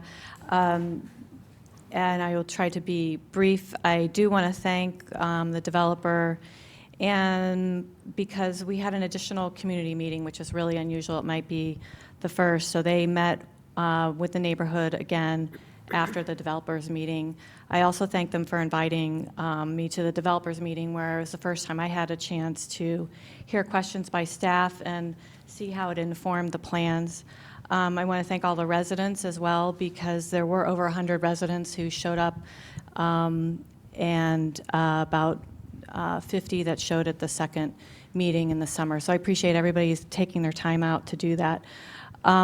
Besides some of the things you've heard, and I think you have there are several letters of expressing the concerns, such as number of units, wishing that the curb cut was kept on North Beacon, similar perhaps to the an example of existing curb cut on Mount Auburn would be the older Tudorish development near the Methodist Church. So, and there was a lot of questions about the number of parking spaces, even though there is some concern with visitor parking, because we are trying to reduce vehicles in Watertown, and people were hoping for more green space, as well as questioning the ceiling height of the covered parking, comparing it to Pleasant Street condos near the swimming pool, where I think it's only about 8.5 feet, and I think this is 11.5 feet tall, so I'm not there's some concern about the 6-foot fence, how much that might mitigate the view into that rear. And the curb cut on Ladd Street, residents there are concerned because of the narrowness of Ladd Street, but also there are a couple of residents' driveways of proximity. So the residents are happy to see the speed bumps that were added at the last minute, as talked about a bit at the planning board.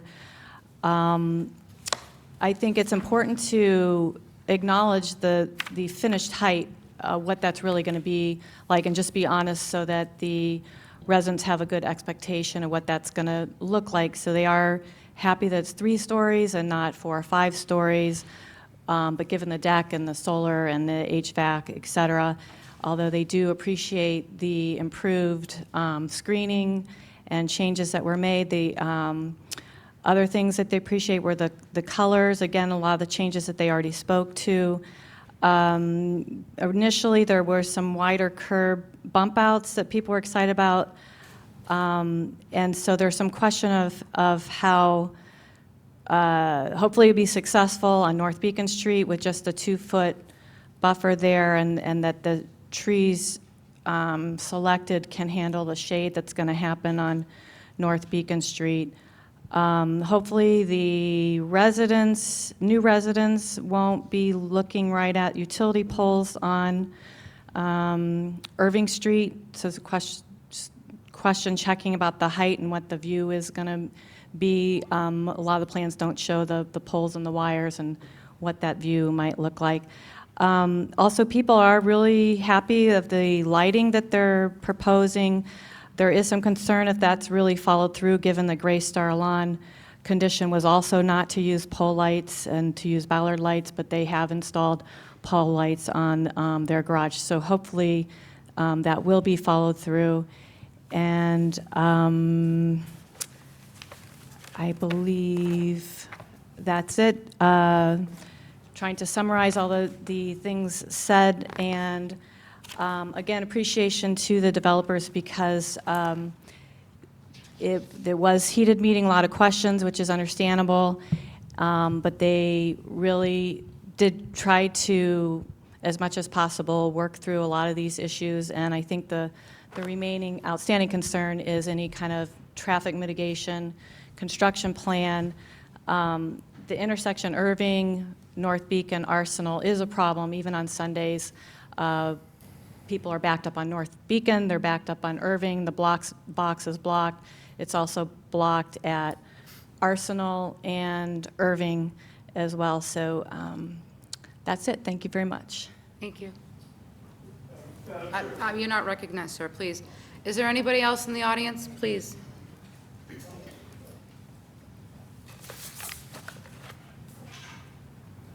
Thank you, Dennis J. Duff, 33 Spruce Street. I'd like to thank the board for this opportunity. I was a little concerned about only 4 trees on North Beacon Street. It seems like you can do a little better than that, and the 2-foot wide planting strip might be a little tough for trees to survive in a longer run of time. I don't know what the width of the sidewalk is, and I'm aware of ADA, but I didn't know if the cutouts were possible to give a larger tree pit. The wooden fence on the back property, I was a little confused about. I know it was said it was solid, but in the last rendering of the street, looking up Irving toward North Beacon, the fence is see-through. You can see the cars in the parking lot. Now, I don't know if that was just poetic license to show the parking area, and that's maybe a minor point. And I was wondering if someone could tell me what type of trees you're planting. And I'm wondering what the plants in the planters in North Beacon Street are also. And lastly, on the back of the property, you have the wood fence that I alluded to. Is there any way you could put that back toward your property and plant the other side so that the abutter has a little relief rather than just a big blank fence, which might be a little boring? That's it for me. Thank you for your time. Appreciate it.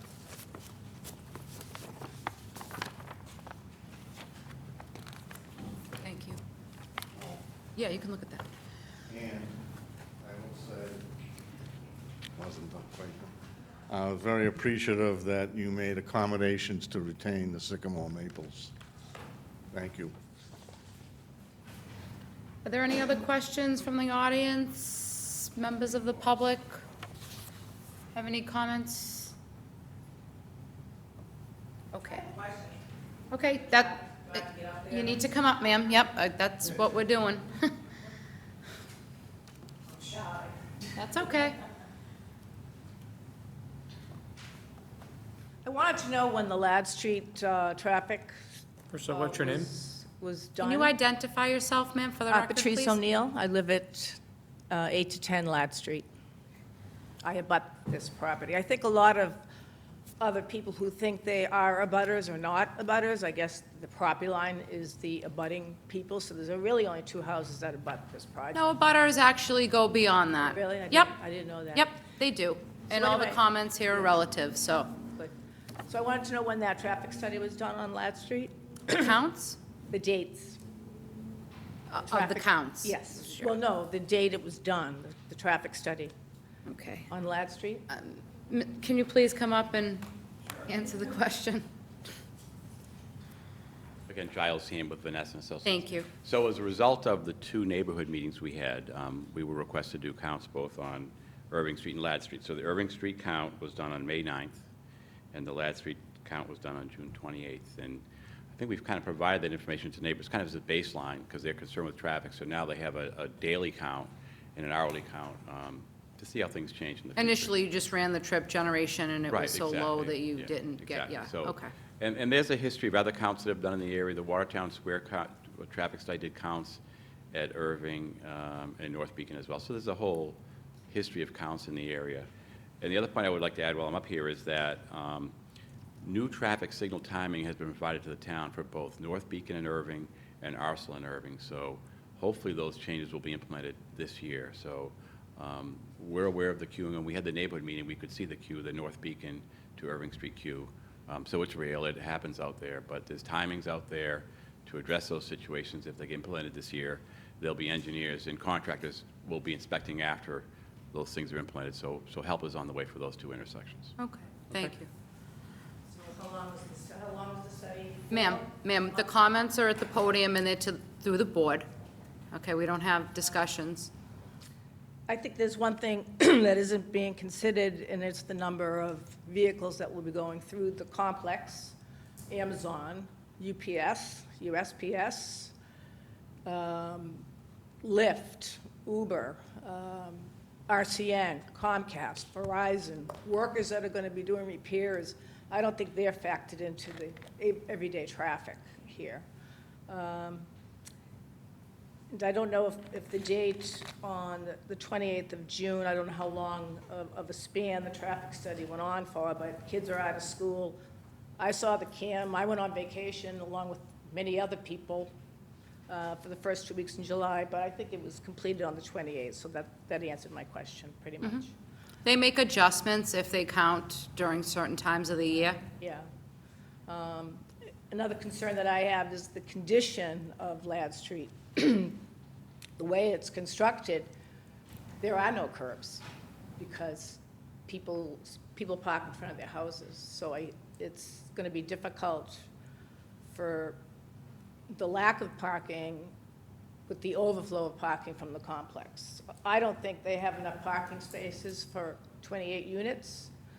It seems like a very big construction for 31,000 square feet. I mean, my house is 5,000 square feet. So is my neighbor's. There's 10,000 right there. That's 2 houses. Now, you're going to put 28 condos in, I think it's 31-something thousand square feet. It just seems immense to me. That's my concern. Okay. And, I'm too nervous to talk anymore. Thank you. Thank you for your comments, ma'am. Thank you very much. Are there any other questions or comments from the audience at this time? Okay, what I'm going to do is I'm going to turn it over to the board members. We'll start down this end. Questions? Member Gannon, please. Okay, let's see, could we flash to A09? I want to talk about where condos are going to be located.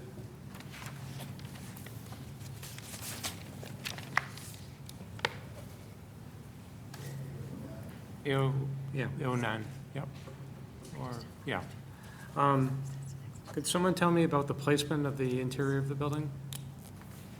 Where the condos are going to be, how many condos are in each section? Someone's going to be able to talk about that. You can do that, sir, yes? Yep. So, Sure, D'Artagnan Brown, architect, so I so think. just let me ask a question. Yeah. Go through each section and tell me how many condos are going to be located in each building and where they get. So I think to do that properly, we should go back between the floor plan Yep. and the elevation. So I think Cindy, if you can go to the floor plan, please. So each of these lines here are demising wall. Can you, yeah. Each of these dark lines here is a demising wall between units. What we've done with the design is have an inset balcony which would be off of the living space to the bedroom. So all of these are reflective, which I'll show you in a second on the facade, but if you see the marching down along North Beacon, there's delineations in the wrap of the building to each of the units. So you can Can I see. ask you a question through you, Madam Chair? Yes. Are Sure. the units going to be one level, multi-level? These are all single-floor levels. Again, we have 8 units that are one-bedrooms. The average is 685, but there's a range of that.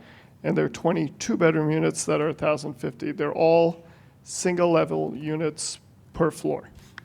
So on the second floor, we have a 2-bedroom, a 2-bedroom, a 2-bedroom, a 2-bedroom, a 1-bedroom, a 2-bedroom, 2-bedroom, 1-bedroom, 2-bedroom, 1-bedroom, 1-bedroom, 2-bedroom. And now if we jump back, Cindy, to the elevation, what I was mentioning here in the facade wrap is this would designate a unit. This is the break in the unit that's off the living room. So these start to frame what's happening behind the building in terms of the floor plan, kind of helping articulate the facade of the building. Okay. And first, some concerns from the neighbors about the rooftop deck. Can you tell me where the rooftop deck is located? The rooftop deck, Cindy, if you can go, is on the roof, up on... Thank you.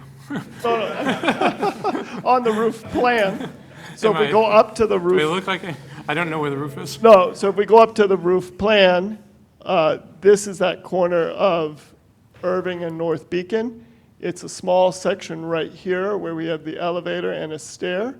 There's no there's no inhabitable area. It's literally elevator access and stair out to an open roof deck with planting around the full perimeter. And then dashed in here is kind of the trellis above, which we can show you on the rendered view if that helps. And could you tell me if there are 2 decks, so would each... One deck. Oh, 1 deck. So all 28 units would have access to one deck? Yes, 1 deck. That is correct. And we heard some concerns about the hours of the deck. I think Bill can Yes, you may, sir. So Nancy has been vocal on this issue, and we think the roof deck is a great addition to the building, but understand the neighborhood and people wanting to go to sleep. So we're inclined to accept a condition that would set an hour by which time at night the roof deck would shut down, whether that be 10 o'clock at night or something that is deemed appropriate. One thing I would say is this is a condominium. The market is generally going to be younger, working, and empty nesters who will be moving. So we don't see it as a raucous crowd, but setting a reasonable limitation to it, I think, is appropriate. Okay.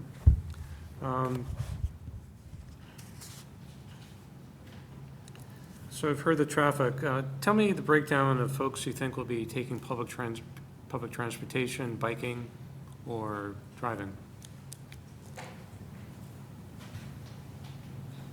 Giles team again with Vanessa and Associates. We didn't really provide a breakdown of that, but probably with this location, I would say 10 to 15% may use public transportation in this area, and certainly a lesser amount in terms of bicycle access.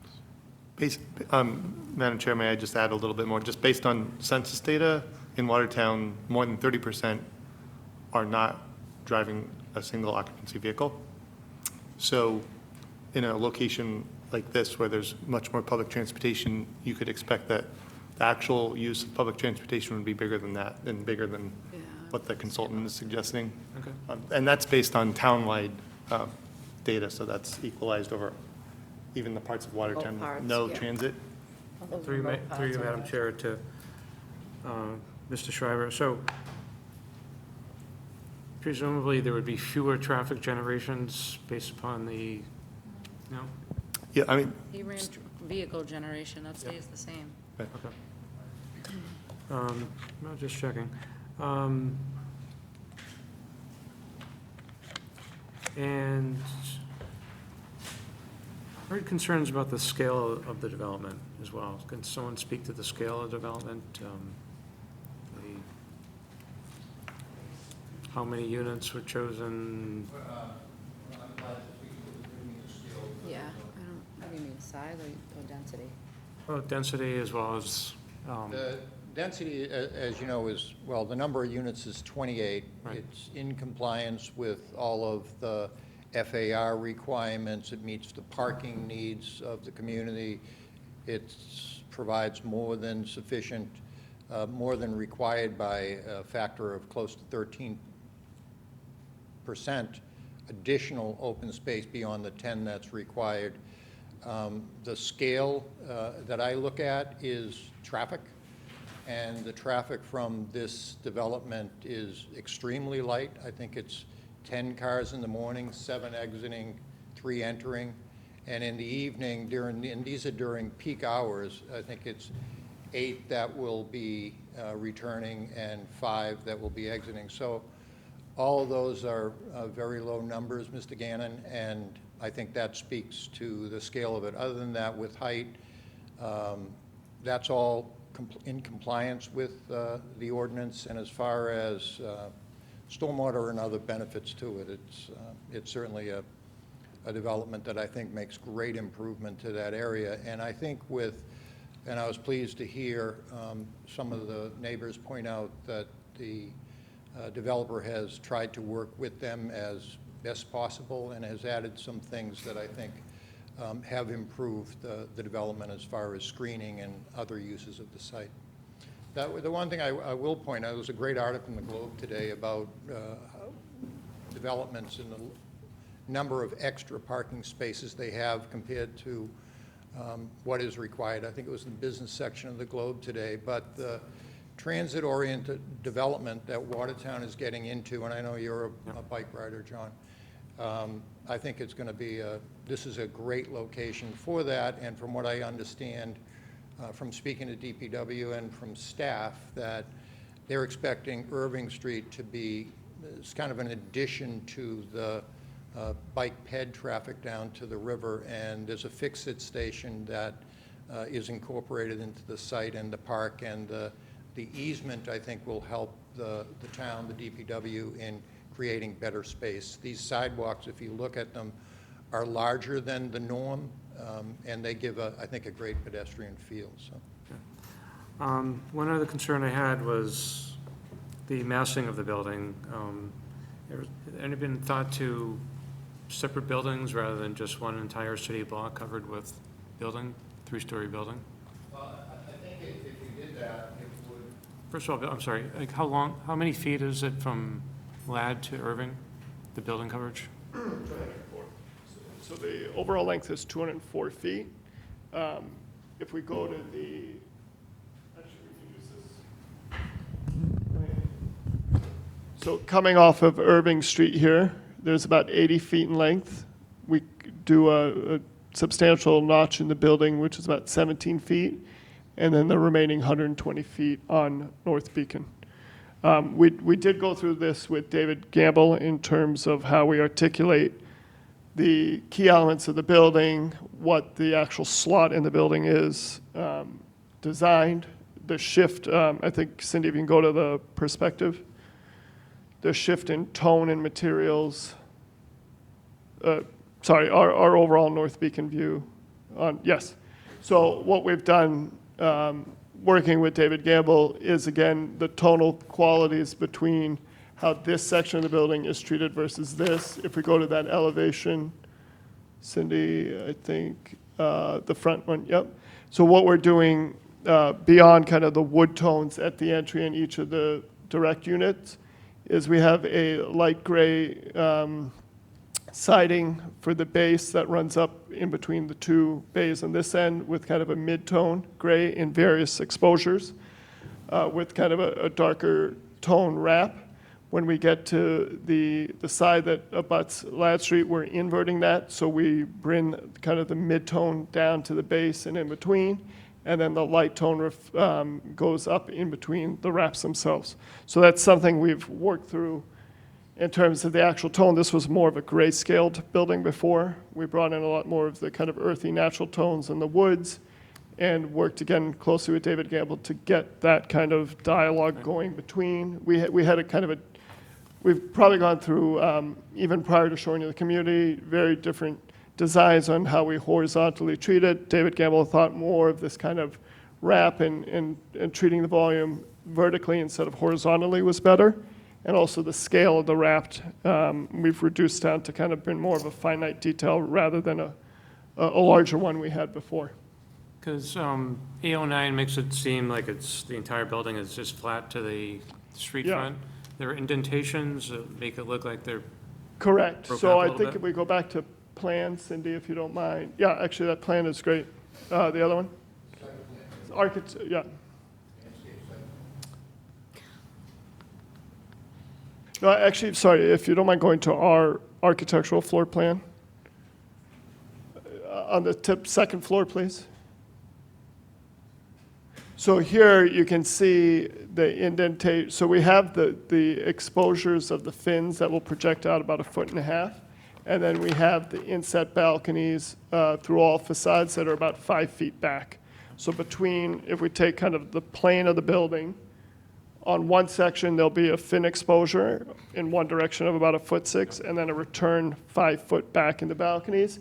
And then there's about a 15-degree cant in the actual facade of the building where we peel off from the North Beacon section that parallels along here and then opens up to that kind of pocket park on North Beacon and Irving. Yeah, I just raised that as a concern. I mean, I have Yeah. no doubt the project's going to be successful. You're going to do well, no doubt. All of that was done working with David Campbell, who found it to be in keeping with the intent of the design guidelines. Yep. And a lot of those things. Right, so my concern is this is going to be begets success. So other derelict, underused properties, even in that general neighborhood, I'm sure they'll be seeking to mimic something. So I'm just concerned about getting this design correct. So I appreciate that. Yep. but I'll just lay that as a thought, and I'll move on to Thank you. my other colleagues. Oh, great. Thank you, Madam Chair. Member Gannon, I just wanted to actually elaborate a little bit more about your comment about if it were separate buildings.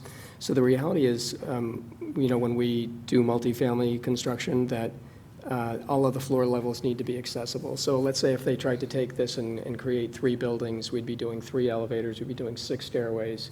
And so it just starts to kind of eliminate the feasibility, really, of a development like this. So I just wanted to kind of elaborate a little bit more. I think, thank you very much for the presentation.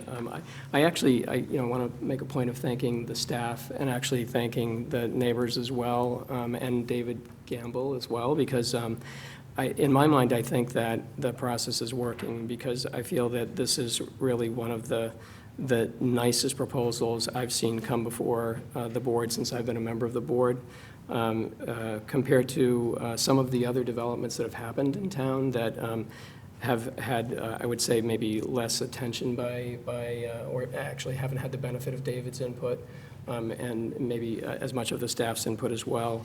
I think this is very, very thoughtful, and I think that it's really, it's not something that's trying to look like it's a series of 2 or 3 family homes, but it's something that in the proportions of it, with, again, David's input, you can see that it actually relates to it in terms of creating a series of kind of verticals that start to relate to the widths of the typical house. So I want to commend the team on a really very nice proposal, and very, very well thought out. I do have some questions and comments, but I just think it's really commendable. I wanted to start on drawing A09.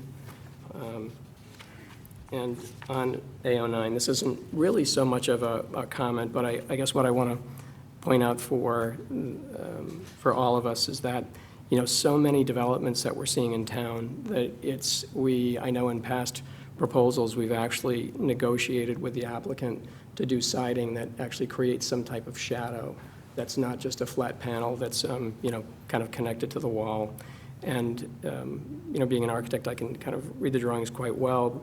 There's the only flat material, and correct me if I'm wrong, that's being used on this elevation, for example, is to create, in a sense, those picture frames that are around the boxes, I'll call it, that are around the various pieces of the elevation. but all the rest of it is going to create shadow. It's texture. It's something that's very, very natural to, so many of the homes in Watertown. So I just want to commend again the group and the architect on such a thoughtful composition. On this elevation, I did have a question. It relates to the roof as well.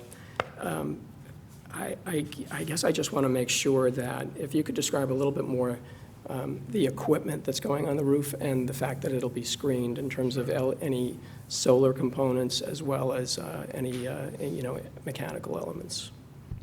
Certainly.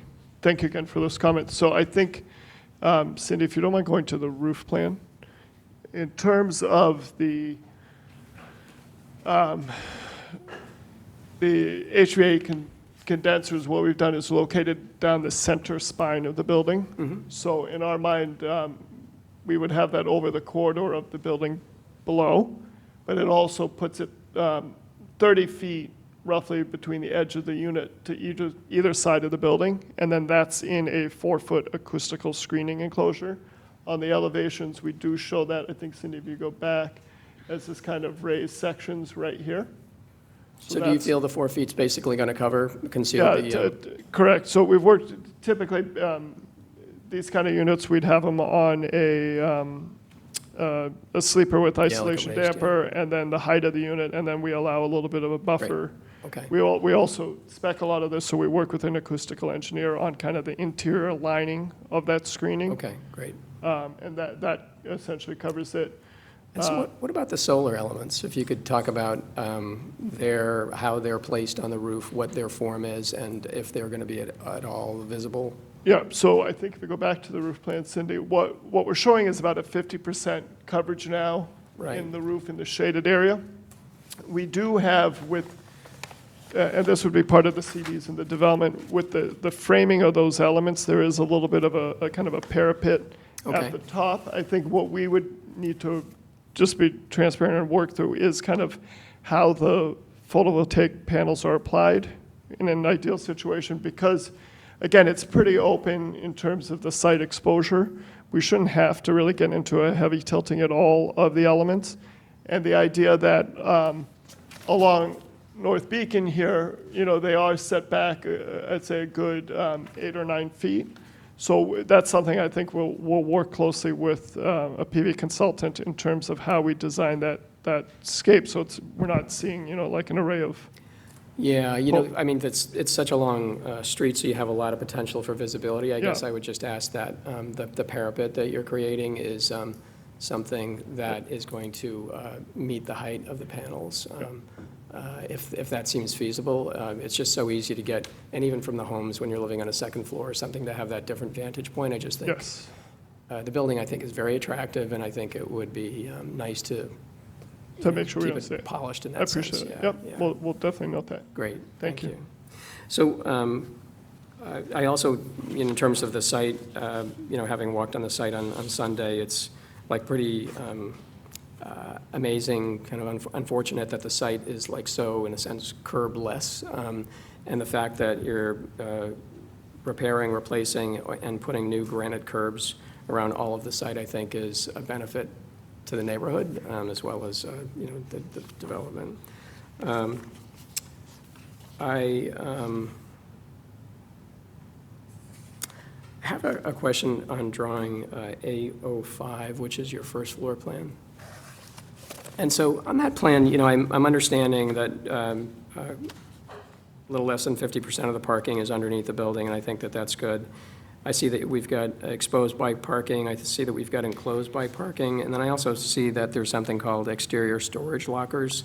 And I wonder if you could explain what the material is that's enclosing that. I'm wondering, in a sense, how visible it is and how... As a condo, I'm assuming these are being sold to the condo buyers, individually, and I'm not so sure what somebody would want to store outside versus storing inside. Yep, so one thing we're contemplating for this is their access from this kind of walkway behind the parking. They would be done to kind of match the clapboard siding, so they're not a... It's not a mesh. Mesh or chicken wire. But these are really like 3x5 cubbies, so if you live here, you have a set of skis or something, or some extra suitcases. Okay. The idea is that you have this extra storage space to put this Okay. equipment in. All right, so you're not going to be seeing through to people's No, like you- ski no, poles no. and stuff like that? Correct. Great, thank you. And then what's the, just out of curiosity, what is the material of the ceiling above those parking spaces? The ceiling of the parking spaces, You might not have decided yet, but. we haven't decided. I mean, in an open exposure like this, we'd probably do a solid panel with Okay. access, and then, with the lighting to kind of light this pathway walk here. Uh-huh. One thing, just to address, I think, Lisa's comment earlier on the height of that, one thing I failed to mention, I think, Cindy, if you can go to the rear elevation, is we did work with the design to actually drop that down, so we're at 9 feet. Okay. So we kind of bubbled it here across the board. We took that 11-foot-2 height that we had and did scale that down to more residential scale. So when you're in a butter, you're not looking up at an open area. Okay. Yeah. But Just wanted- typically, we'd bring kind of a large format panel material outdoor. All right, so it's, like an MDX I or guess I something. Yeah. wanted to confirm that you were not going to respond, that it's like a 2x4 acoustic, No, lighting. no. Great, thanks.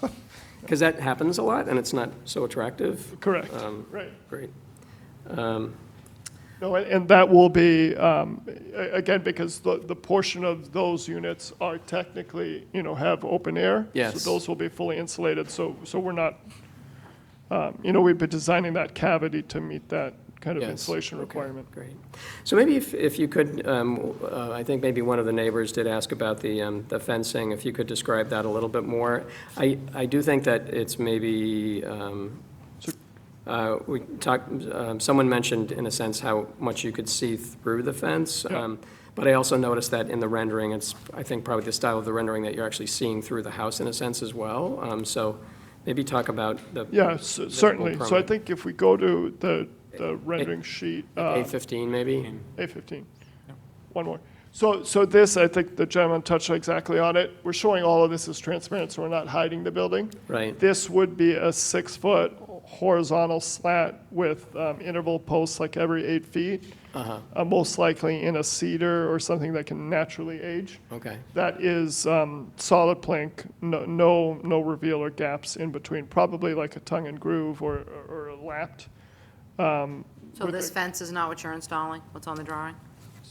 No, so we just wanted to show that it's a wood tone here, but these gaps you wouldn't see. This is probably more to carry over. We've kind of reiterated on the fence with it, but we are committed to So it'll be solid?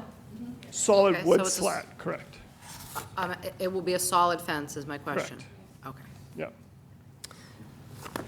Yeah. And then I did have just a couple questions on drawing L1, the landscape plan. And again, I think that I didn't mention the landscape, but it's also very, very thoughtful, so I appreciate the work and the talent that went into it.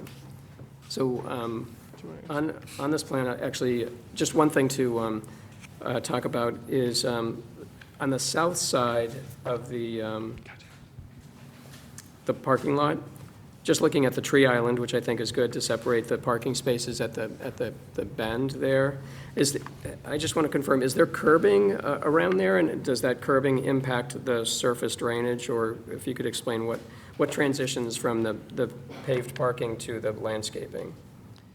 There is curbing surrounding that parking island. There will be breaks in the curbing at other locations to allow stormwater to flow from the parking area into the lower portion of the stormwater infiltration, represented by those contour lines. Okay. Yeah. Great, thank you. And then there's reference, here and there to a retaining wall. I'm not sure I looked carefully enough to understand what the material of the retaining wall is. Do you know what that might be? I'm sorry, are you referring to the? There's a retaining wall along, for example, on Irving Street. I think there's a retaining wall maybe surrounding the terrace in some way. Yep, the exact design isn't determined yet, but we're leaning towards cast-in-place concrete wall with a special rustication or possibly a form liner Okay. used to decorate it. So if you look at sheet L2, Yeah. the second sheet, in the upper left-hand corner, there are a couple I see. modern styles of Okay. concrete walls. Like a that we would patterned need. concrete or something. Something like that, yeah. Yep, great, thank you. And then, so it's magnolias, it looks like, that are currently called for at the, where the residents have their private patios? Up at the front patios, Uh-huh, yes. Yep. And then the street trees, those would be part of the development. Those would be included. They haven't been designated. They Yeah. were previously noted as, I think, I might be remembering wrong, but they may have been honey locust previously. Okay. And then in this most recent iteration, we will be working with the DPW to select trees that they approve of. They just Okay. haven't been specifically Great. noted yet. I can speak slightly more to that as well, since Dennis had the question about the size of the tree pits. So anything within the right-of-way is part of the town's purview, and so the tree warden, who's at the DPW now, would be reviewing the placement of the trees and the number of trees there, and so they are proposing 4, but if there's an ability to plant more, it depends on what's under the ground. Right. There may be less, there may be more. And then it's also as far as the width of the planter strips. When we were looking at the sidewalk in a meeting at DPW, identified that it's no longer a commercial sidewalk corridor, so we can remove the concrete and have it be a 5 to 6 foot sidewalk. If it's determined that we can make the areas where the tree pits are wider, then Chris Hayward, the tree warden, would make that determination Great. during the process Yeah, okay. for that entire block. So Yeah. I just wanted to add.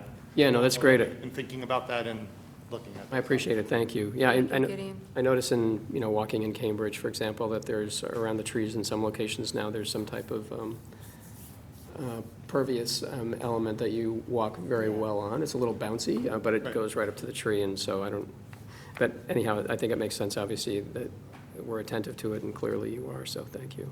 I don't think I have any other questions, but again, thank you very much to the team and to the neighbors and the staff, and to David.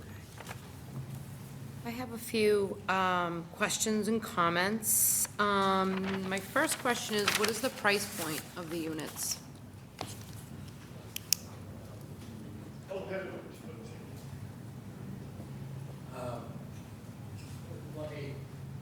That is undetermined at this point. Now, they gotta have some idea. Yeah. But I can tell you that it's designed to be more affordable than, because of the sizes of the units, which, some of them are, the average of the 1 bedrooms is $685. I think the average of the 2 bedrooms are close to $900. And so we're hoping to get them into a market that's affordable, but as of now, I don't want to give a price because they don't know it, and They have to have some kind of idea. I mean, you can't program a Otherwise, I wouldn't be project. building this project. I mean, I think they do have something for their pro forma to figure it out, but that number is not yet determined. But we'll be glad to get it out there once it's finalized, and let me say, I've been told they expect them to be more affordable than you would expect. Do you have a range? Well, similar to the units on Arsenal Street, I mean, we know what those rates are going for. Well, that's for a rental. On Arsenal, closest to Watertown Square? No, the new units that are Those going are up on rentals, Arsenal. though. Yeah, those are rentals, but Yeah. we could figure out, based on the rental price for that, how much they would catch on the condo market. In fairness, I don't have a price that we could give you. Okay. Madam Chair, if I might, I just want to let you know that if, I'm not also able to give you a comparable market price, because the affordable price, as you know, is Yeah, figured that has on nothing to do specific with that. factors. So I couldn't necessarily take like a unit in the Gables, which is a rental, and try and convert it into a market rate price, because they don't easily convert because of the way the project's programmed. But the affordable unit price is not based Not upon. the developer, the though, developer. so I wouldn't expect. I you to- understand that. I'm just saying that if I could, I would have chimed in, but it's not easy to take an affordable unit and convert it Yeah, it has nothing to do theoretically. with the market. And the affordable price will be based on the income of the person who's eligible, deemed eligible in the Which would have no lottery. bearing on the sale price of Yeah. the market rate. No, units. exactly. In fact, I can tell you that I just did a calculation for a theoretical one-bedroom using the 2019 HUD figures, and I believe for a one-bedroom, which assumes two people, the affordable price was somewhere around $195,000, less than $200,000, all in.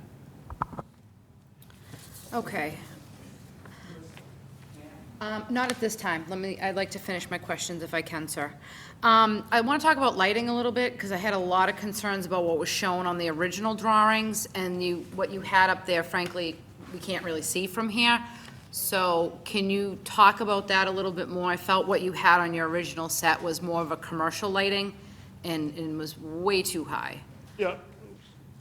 So and I'm going to zoom in.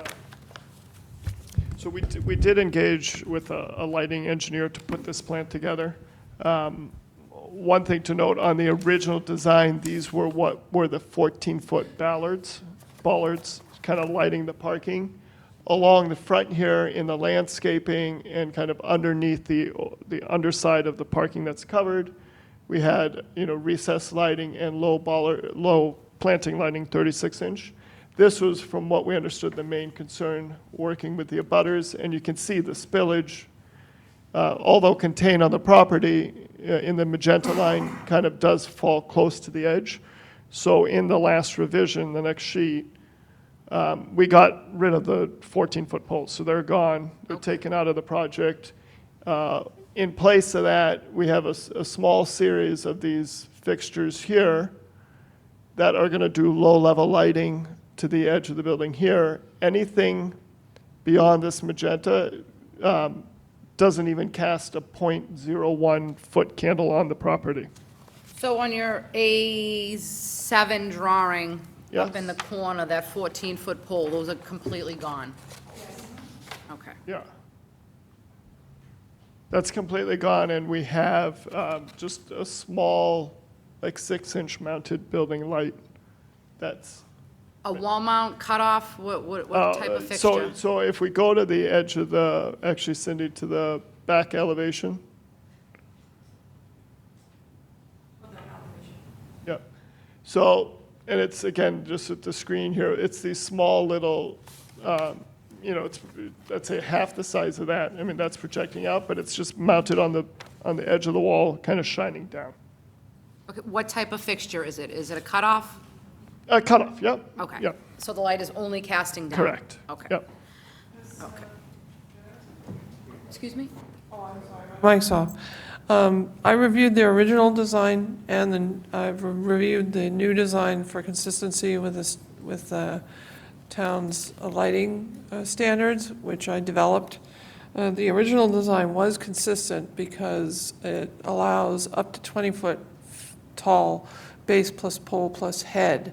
And this particular original design was only 14 feet. 14 feet, right. And as you can see, they're all flush mount LEDs with back-of-house shield and lobular throw left to right.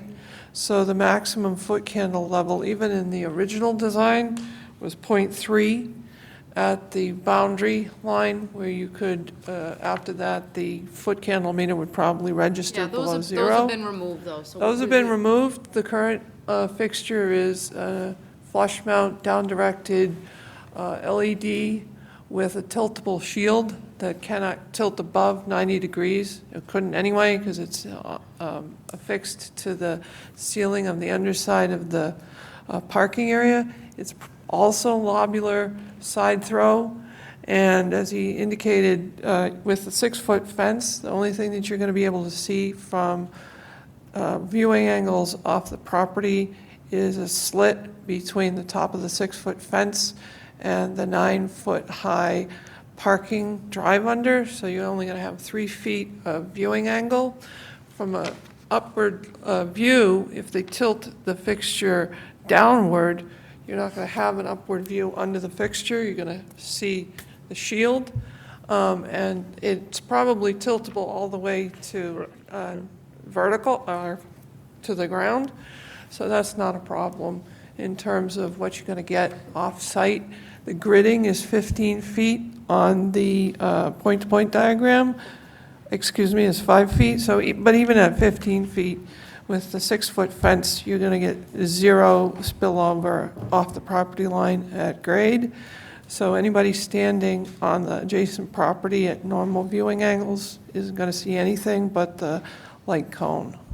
So in terms of off-site impacts, the only thing they're not addressing is the 3-foot difference between the top of the fence and the underside of the parking pull-in, which you can address by having vegetation or a slightly higher fence. And the viewing angles downward from abutting properties are also not such that you're going to see up under the fixture. Correct. You're just going to see the light cone. Thank you.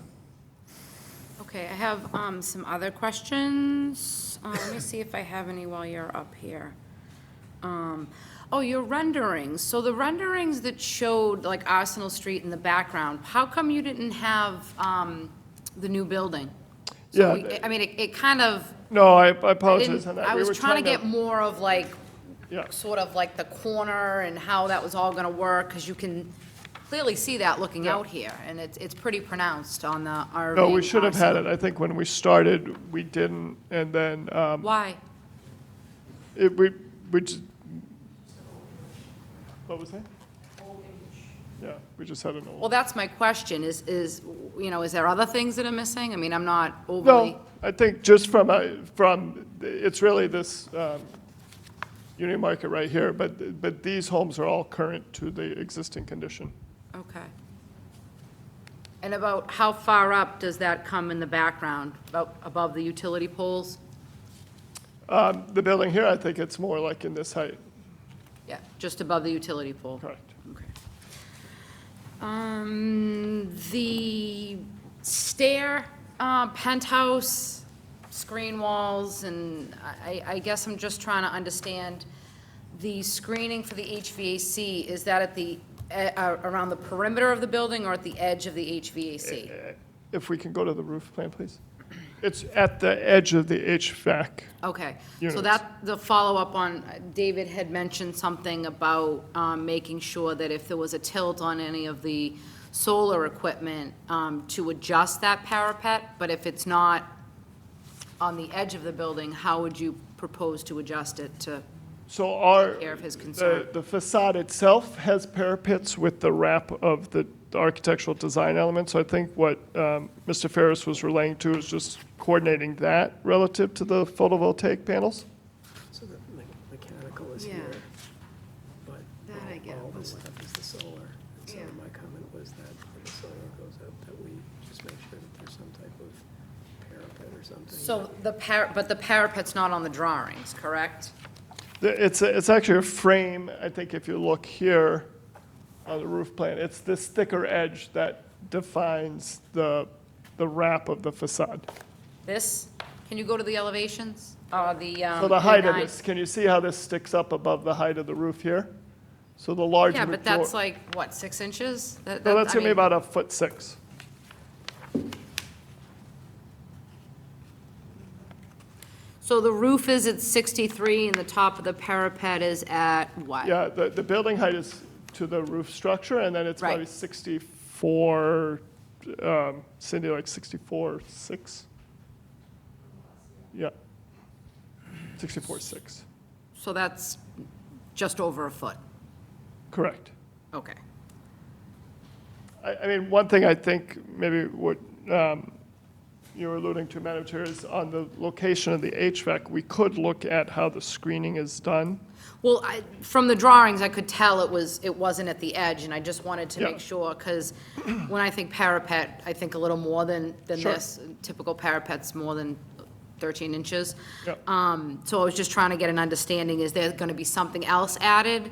And what's going to happen, is that going to get wider? Because it seems like it's symmetrical width all the way around. So how would you add something else, or just the top section would be thicker? I think if we had to go down, and I'm just throwing out this, and I don't know the clear answer until we work know through you the don't. photovoltaic. If anything, the relationship of this would just slide up a couple inches, so the framing element doesn't change. Right, so when you build exactly. So you would add more siding? Yeah, that, because we want to keep the banding. I think working with David Gamble, he liked how we got that relationship of the banding to work. That's why I'm asking, because Yeah, so that would just slightly shift up if needed. Madam Chair, can I also just clarify? I just wanted to acknowledge that they didn't do a good job of acknowledging that this is the first project that is using the new zoning requirements within the code that requires 50% Right. solar. Right. And there's a series of steps that they have to do for that assessment to be done by our department prior to it being submitted for a building permit. And so as part of that, they have to show that they are complying with the 50%, which is a hard line in the code that they have to, unless there is an issue. So in some instances, if you raise the parapet, then it's creating shadow, so then it's reducing the place where the solar panel can go. So I want to, and then also, from a perspective of, if you see solar panels on a roof, is that a bad thing, or is that a good thing to, some people are excited about knowing that there's this system that's on the roof. So I don't think I'm excited about I wanted to seeing bring that up for one, but secondly, their inset, and there's a requirement, what's the inset of the panels on the north side? And then it's from the ground at the 30% line, I suspect that the panels are not going to be canted so steeply that they're going to be set at 30 degrees at the most. That's part of what you would do in the setting of it. So if they're steeper, then they're less efficient. You're losing efficiency, so you're actually wasting money. So I think that it's not going to be an issue, but that last row, and actually, ironically, the planning board said the opposite. They thought, they didn't suggest it as a condition, but they were wondering about moving do you remember the HVAC system up to the street and having all the panels behind it, which isn't centered, so it's not as efficient for your system, but they thought that having that. I'm not overly concerned about what's where, but I want to make sure it's properly screened, and I'm making comments based on what you're showing us, so I'm not going to redesign the roof, but just trying to understand that, and to one of David's earlier points, there's a lot of views coming down the street and coming down North Beacon, and I don't want a situation where you see the back of that parapet wall, and it's like a really kind of slim feature, and I just feel like it takes away from the building when you start seeing all these sort of variations of projections off the roof. There's the other thing is this building's a lot lower than a lot of the buildings we've permitted recently, so that's a lot of reason why I have a lot of the questions. A lot of the buildings are up 4 stories, so these things don't even come up because you're just too high up to even have these kinds of particular concerns. The roof deck, is there a kitchen in that roof deck? No, so if we go to, no, we have, no, there is not. So it's basically trellis and planting area around the perimeter. No kitchen. So what are the elements that I see? I see like patio furniture, I see planters, I see a table, and then I see Which one are a you? U-configured area that, to me, looks like a kitchen with a counter and bar stools. It's right adjacent to the elevator. It's illustrated as if it's, Yeah, It looks like a if it's kitchen. not a kitchen, I don't know what it is. Sorry, I just need to get to Yeah, the go ahead. drawing. Which drawing, do you mind relaying which sheet you're looking? I am on the same one you have up, sir. A08? A08, and it's just north of the elevator. Oh, that's old. I don't know why it's so. Is the elevator have an shed? old one, so if I- Do we not have the most current set of plans? We can show you what we're looking at. Cindy? We're updating it as we go until it's Yeah, we can show you what we're looking at, And you but didn't bring any for there's, us? I mean, we expect everything that you guys present to us to have extra Yeah. copies presented to us. So I think here, and we can submit a copy for the record, but we don't. Can you pass that to me, sir? Sure. And that's what's up on the, So these are different, yeah, pass it down to Mike and see too, I'll pass it back over here. Okay. Okay, so that question is irrelevant. I was gonna say remove it, it's already gone. And I just wanna, I just wanna look again. So there's no tables up there, there's no couches, there's just like standing room no, we only? haven't programmed the actual furniture, we have to program, but there's no, per your comment, fixed barbecue or, So the elements that were shown here, I understand the kitchen's gone, but the Yeah, patio furniture and the planters and stuff, that's, that idea is to occur. which idea? The seating, the lounge seating, and the planters. Okay, so I'm concerned about that area, that makes a difference to me, what's up there, how it's orientated and whatnot. The more things that are up there, I think, I mean, I want people to use it, but I don't want it to turn into something that just gets excessive and impactful.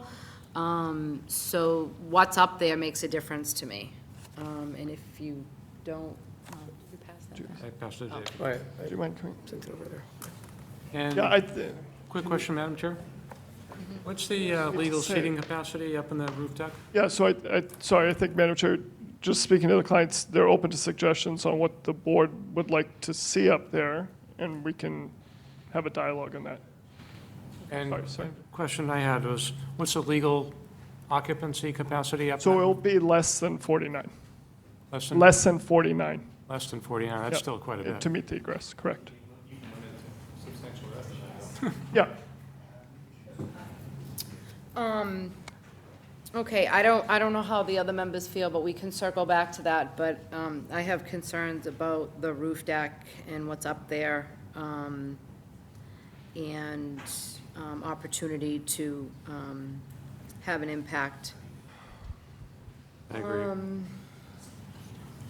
What's the balcony construction? And how is that gonna be attached to the building? Are we gonna see wires and big knots and bolts and, No, so there's a couple other projects under Cindy, can you construction go to the now, and balcony. the 3D construction view. of the balconies are, 3D view. not very desirable appearance. Sorry, the last statement. We have some other projects in town that have balconies that are under construction now, and, it looks like, kind of like guy wires and Like a big cable or bolt. something. Yeah, like, it's just, it doesn't look very attractive at all. So how are these gonna be constructed? So in terms of the actual deck itself, when we work with the wood framing of the building, because the way these are inset or coming, they're only 5 feet deep, we're actually framing them out of wood with a trim board and a solid, similar to what we would do with the garage below, kind of a solid ceiling, so an exterior MDF product. So you're not seeing any kind of heavy lag screws or any of that. Okay. And there'll be nothing like attaching it from the bottom? No, Angle no, no, or no. anything like No, that? no exposed, like cantilever brackets. Okay. More finished. Yeah. than what you're describing. I don't- I just want to see if there's anything else for you. I don't think I have any other questions that are architectural. I just wanted to circle back with one question for Mr. McKenzie, and it was that, have you addressed, and I think you mentioned this, all the comments from the town engineer? I know you said you were kind of there, and sort of what's outstanding, and are you confident that you can address? He had quite an extensive memo.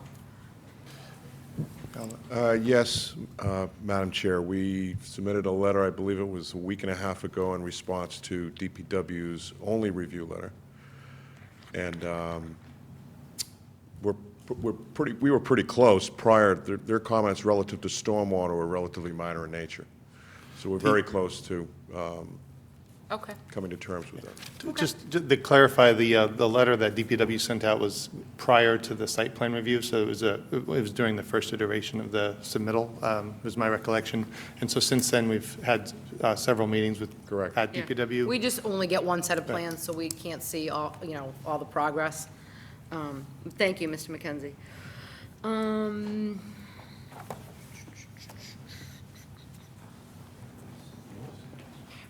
Is the parking gonna be deeded?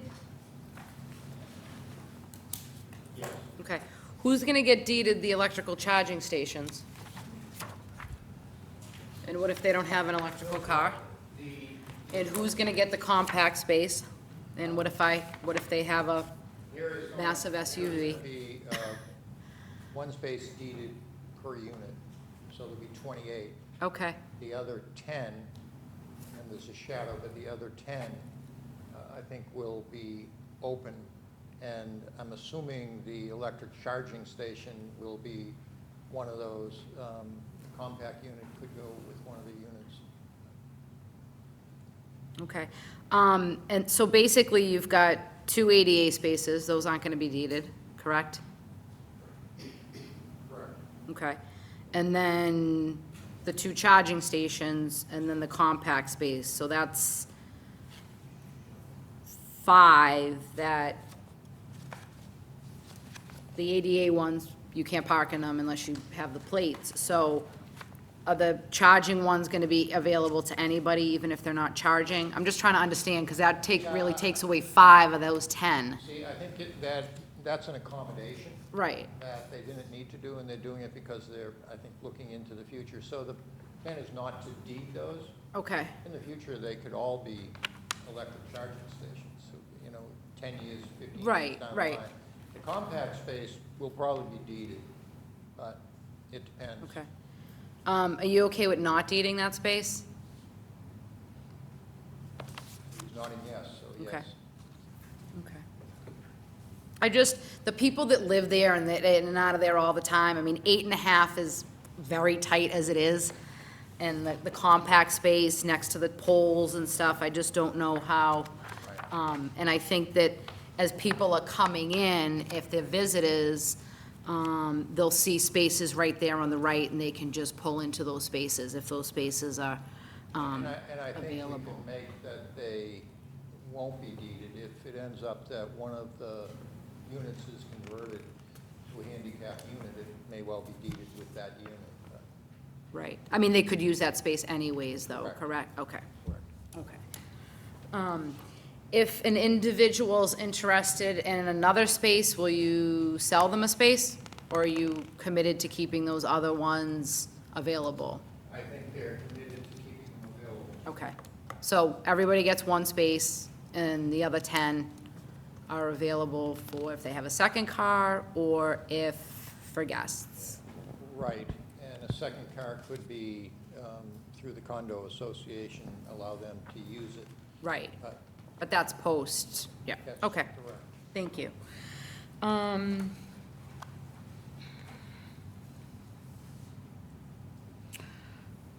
Quick question on the circulation. And what was the rationale behind the 2 curb cuts, the entrance and the exit? I mean, we have very, very low volumes. And if they are serving as one way, why are they so wide? Well, I'm going to try to answer the width. There could be safety equipment coming to the rear of the vehicle. Private trash pickup will come to the rear of the vehicle, the rear of the building.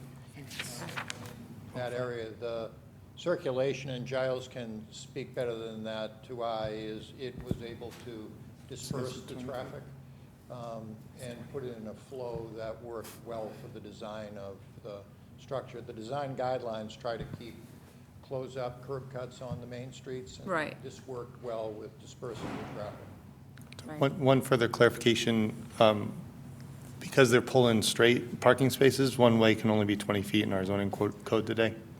We tried to get them to look at angled spaces, and it didn't improve the situation, so they couldn't make it narrower. I'm not talking about the aisle, I'm just talking about the curb cuts. Oh, okay. Yeah. Yeah. Okay, thank you very much, sir.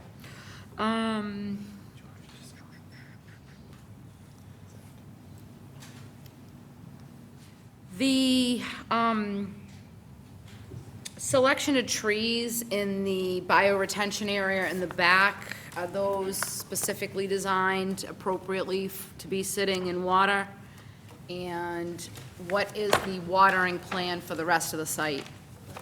Thank you.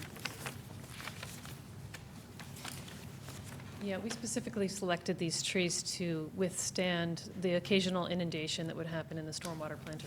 Yeah. And what was the second? So this is designed to not have water in it? It drain, how long is the, where is Brad, if you don't mind reminding me how, is it a 72-hour maximum length of water retention, or 48? Please, yeah.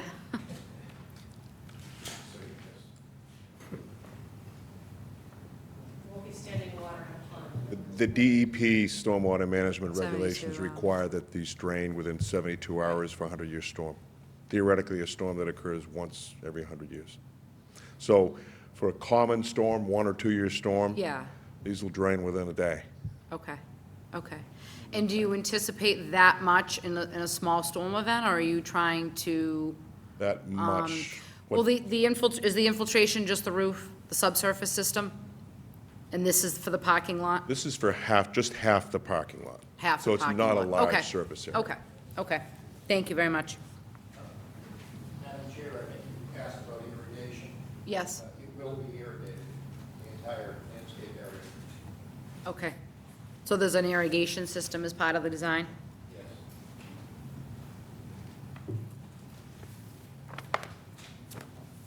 And are you installing a well? How are you gonna? Plans now are to have it needed, but if they can do a well in the future, they will. Don't put it on the word.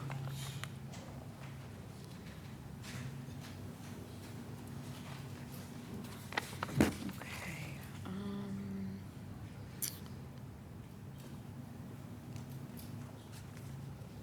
My last question, because we talk about this all the time and we go back and forth. It looks like there was a lot of attention trying to screen the transformer.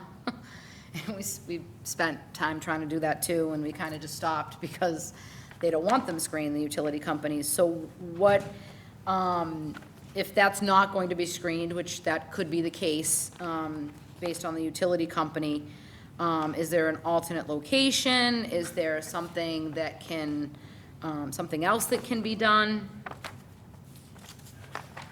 I know you've been involved with this discussion before.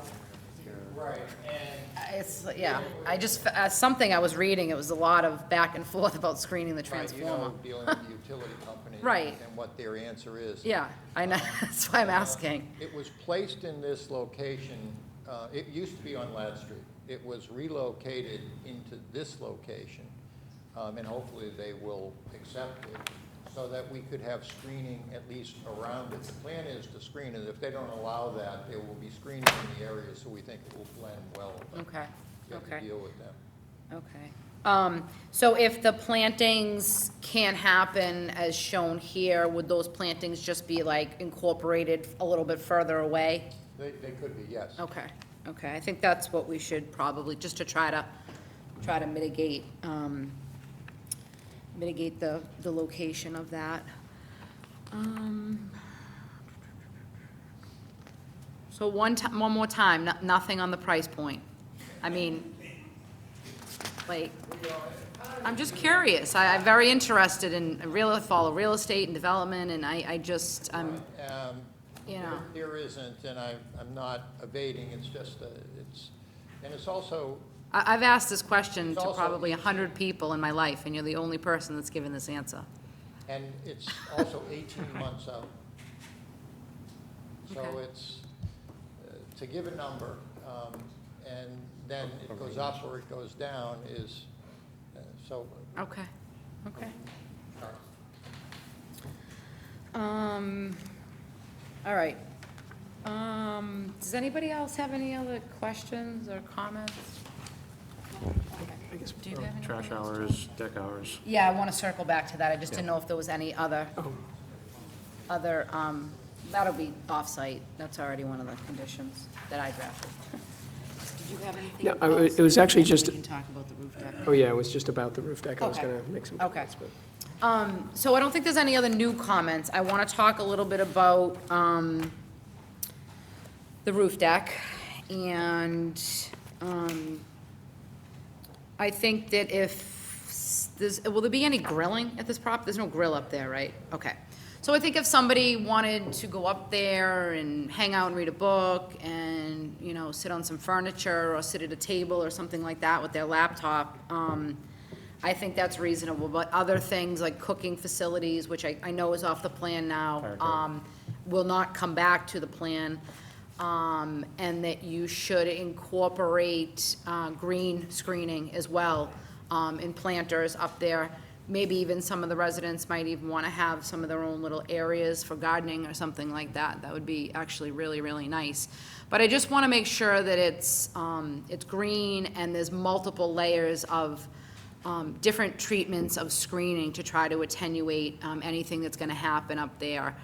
And I personally think that the roof deck should be closed. I was thinking more like 9 o'clock.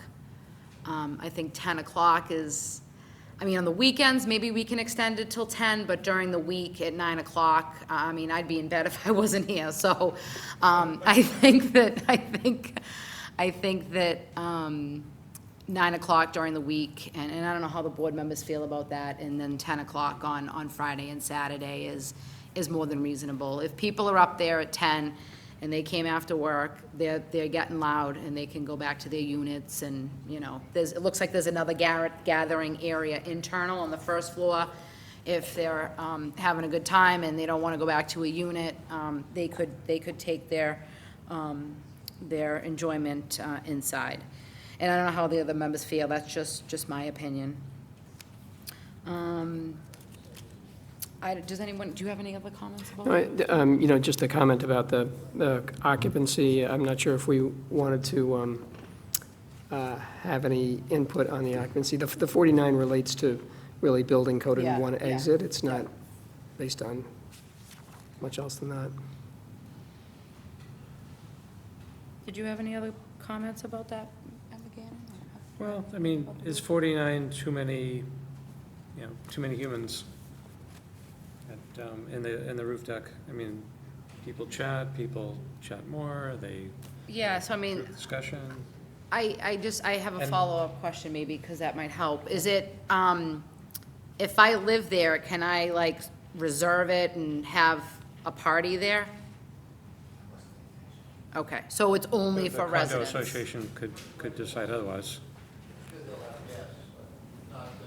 Yeah, you know how people do birthday parties and all kinds of things, and, you know, I mean, if it's for residents and, you know, they have a few guests and they want to go up there, that's fine, but, I mean, at least the parties I go to, they're not quiet, so that in itself is, you know, people singing, happy birthday, you know, whatever it might be, champagne, you know, who knows, just to try to kind of curtail that a little bit. So I would be, probably be looking for something a little stronger, because I don't want the condo association to come and sort of make up their own rules.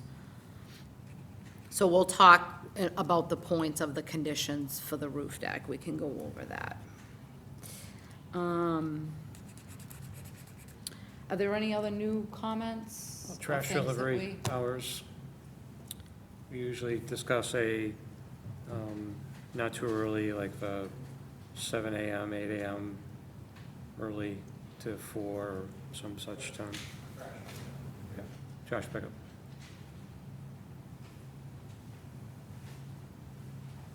Is it a dumpster or is it smaller bins? The area looked kind of small. Okay. Okay. Private pickup though, or town pickup? Similar to the ones we have at our houses?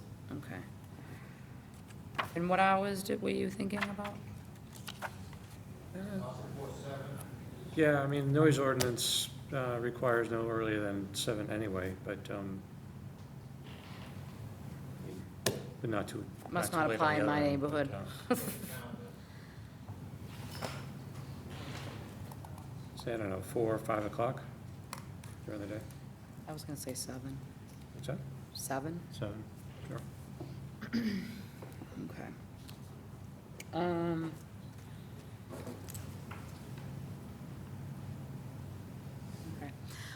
If we don't have any other new comments, I want to see if there's anything else in the audience, and then I kind of want to just go over the record, and then we can switch gears. Does that work for That's right. members? Sure, Okay. yes. Were there any other questions or comments from the audience? Did you want to add something? Okay. Going over the record here, we did receive quite a bit of comments in writing.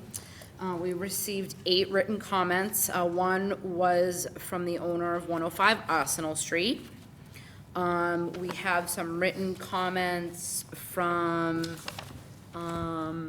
Nancy on Irving Park. We have some written comments from Patrice O'Neill. We have some written comments from Mark and Ernesta. I'm not going to destroy their last name. And we also had, again, from Patrice O'Neill, Jim Hughes, Trees for Watertown, and then another one from Beth Rochford. And some of them were in support, a lot of them were kind of pointing out issues, a lot of them we discussed this evening. A lot of these comments appear to be a little bit older, and it seems like some of the things were revised, even up to today, to address some of these comments. And then obviously we had the comments that were made this evening here on the record. The, bless you, the planning board did meet, and there was several materials in the packet that I found very helpful, summaries of the neighborhood meetings. Whoever prepared these did a really nice job. Quite a few meetings and nice recaps for us to kind of get up to speed on what's been happening over the past couple months. The planning board did meet on July 10th and issued a conditional approval pending the analysis by the Housing Partnership. And we are meeting here this evening to hopefully make a decision. I did have a follow-up question on the affordable units in my notes. Did they switch it to 3 2-bedrooms? And yeah, because I was wondering why you had that mix when it didn't really jive with the ratio. And you've signed an agreement with them, or, okay, okay. All right, I think we can sort of move towards our conditions and things that we've talked about this evening. I have one follow-up question to the staff about the transportation demand management implemented by the petitioner for the life of the special permit. And traffic engineer went over that a little bit. Is there more than that? I mean, what do you? This is the TDM, which is the ordinance that the town has, Yeah. that the transportation planner monitors, and so this site triggers the basic. There's 2 levels of TDM. Okay. So it's been reviewed, and then the condition is submitted. Whether we have a condition in there or not, they would have to comply with the. So that's the bike racks and what was talked about this, I mean, Yeah, they're submitted, so there was a checklist of submitted items. I don't think. I'm just wondering, like, what other things would we do here? I don't, They have a transportation coordinator making sure that people are aware of what the transit is, bike racks, in addition to the ones required in the code, not just, if they just meet the code, then that would meet the TDM requirements for the basic. okay, so, and what has been outlined, is there more than that, or is that it? Because that looks, I mean, it looks basic, but I don't know what more you could do. Okay, okay, I just didn't want to get into some big rigmarole, because, I mean, it's just unnecessary with these volumes. Okay. All right, I'm gonna start, would the board like me to sort of just recap some of the Yes, things that'd that be we, great. and then we can go from there? Sure. Not talked about, but I think it was in some of the materials. Obviously, the snow is gonna have to be removed from the site. No on-site snow storage whatsoever. We wanna make sure that all the spaces are accessible and people can maneuver. the watering for the plants and the installation of an irrigation system. The trash pickup is mentioned by Member Gannon, so 7 AM to 7 PM during the day, that should work. And then I have the roof deck question mark, so we can save that for last. Did you have some other notes, Member Ferris, or was that? I just want to make sure I cover everything. Yeah, I'm not sure if we would put these as conditions or not, but we Okay. also discussed that, one space would be sold per unit. I don't know if that's Yep, that's, parking space. so the deeded spaces, deeded versus, open. We also had our discussion just about the screening for the solar components. Yep. So I guess you would have that on, when are you going to, because you need to submit a record set of plans, so will you have that figured out, like in the next couple weeks, so we can get the decision filed and? This is the first one for the town, and we didn't want us to pat ourselves in the back, I think we forgot to do. So it's the first solar, and we have to submit, and maybe Andrea can talk about it as to what the process is, but part of that is the screening and an analysis to make sure it doesn't block the solar. Right. Right, so. I just want to make I don't know sure how that, quickly that is done. I just, we talked about, adding, if you're gonna add like 7 things, there's gonna be a point where that's just not gonna work, for me anyways, that coming up, you add 2 or 3, but, you add 10, and now, so I'm just trying to get an understanding of when that's gonna be vetted and when those materials will be, Right, and I yeah. tend to think it's It's in the more condition. likely to stay low than to go up. Okay, So I don't think it's not like we're gonna put something large up, but we are. okay. Yeah, the condition number 17 requires them to do their analysis and their feasible solar zone prior to the building permit, including the final solar installation plan, which has to have a review and approval by DCDP staff. Just to be clear, as far as the screening goes, we can ensure that the screening component is incorporated so that the solar system isn't I'm going to above. say that probably will be part of the review, is to work out the balance between the maximum achievable solar under this new section of the ordinance and appropriately screening it in a way that you don't have unsightly views, either from lower viewing angles or from approaching the building from the street. So I think it's Right. going to be a balancing act, but I think that the condition as written allows for that sort of flexibility, and then ultimately, that's prior to building permit, and then installation also has to be inspected, and that's prior to the certificate of occupancy, and then perpetual forever. So. Okay, so condition 17 doesn't even mention screening, and 18 Right. mentions screening, but Right. doesn't mention solar, so. But I think that the whole idea is that the two have to be harmonious. I think that's a given, because the intent of the new section is to maximize the solar. And if you, as Gideon said, if you do something one way or the other, you're going to be limiting the amount of solar that you can put on the roof, and then they might not be achieving the intent of section 8.05. Okay. So 17 either needs to address screening, or 18 needs to address the solar somehow. Okay. I don't So- want those.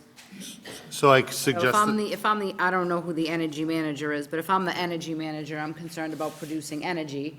And if I'm a planner, I'm concerned about screening. So, I just want to make sure that, under 18 rooftop mechanicals, it could be, it is a mechanical, but it's not really. not. Yeah. So So you again, could just say 17 or rooftop mechan- 18, one of those conditions needs to be revised to make sure that the solar array. On 18, I'll put rooftop mechanicals and solar. That's fine. Did you have other things on the facade and No, the only other thing I was concerned about was those storage lockers, but the response was that they're going to be solid-faced and not visible to see a bunch of Okay. people's Okay. junk. And then, is the staff clear on the parking, the deeding and not deeding out which spaces, okay. So about the roof deck, so 9 PM during the week, 10 PM on Friday and Saturday. Nothing besides landscaping, screening? One comment. Yes. Holidays, can we have till 10 on holidays? What kind of Like holidays? 4th of July or something, you mean, or? Yeah, we've got a short season anyway, so there aren't too many holidays. On the 4th of July, you can, but not like a Monday holiday, no. So if you want 4th of July, you can have 4th of July. Every holiday is on a Monday, so no, you can't be tearing it up there till 10 o'clock.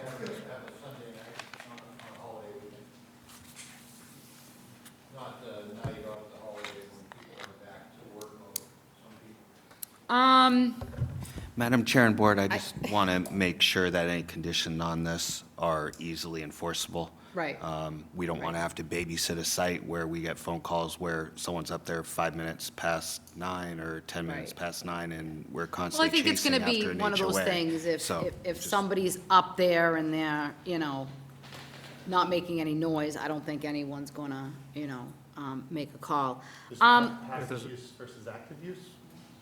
No, you want to, now you wanna talk about interpretations, I'll forget about that. It's a perennial I like problem. to give it a hard time. If No, it's I a think we perennial should problem, we just- could always revise and make it 7 PM if there's going to be a Yeah. problem. I mean, I think 9 o'clock during the week and Fridays and Saturdays is, yeah, I don't want to get into Sundays. Some people have every Monday off, some people don't, so, let's just try to keep it at that.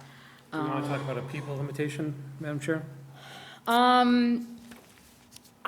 am not, I'm okay with the occupancy load because of the hours and because it's for, resident use only and not for, reserving and for parties. So I'm okay with the 49. guess I mean, I- the likelihood, that would mean almost every person living there, even if there was Right. 2 per unit, would be up there at once. There might be Which is- fireworks that everyone would like to go check out. Yeah, I mean, I get it. think in that one day a year. Except by 9 o'clock on a holiday, then on 4th Yeah. of July, they're not going to Yeah. see fireworks. Yep. Well, they can't see past the building on the other corner anyway, so. So the roof deck, 9 at night during the week, 10 on the weekends, and just furniture and plantings, no appliances, ice machines, blenders, none of that kind of stuff. And is there anything else? Towel service. Yeah. That's okay. Anything else on the patio? I don't want to be too much like footloose for Yeah. people of a certain age. Yeah, yeah, I think that's fine, and I think if people are respectful of their neighbors, and, if somebody, approaches the association with an issue, I would hope that they would be respectful and not, abuse the roof deck. Were there any other conditions or questions? No. Okay. Were there any other final comments from anybody in the audience? Do you have a comment, ma'am? I do. You all here, but just one more quick thing. Could we look at the parking behind the building, both on Irving and Ladd Street, the parking that abuts the properties? Do you mean on the street or on the site? We've closed the hearing, I didn't know if you had something about what we talked about. Well, we were talking about the parking, so I didn't want to interrupt. Parking on the street or in the site? Comments, but you didn't look over there, so I. Okay, okay. I mean, if you feel though it's relevant, you can make a comment, ma'am.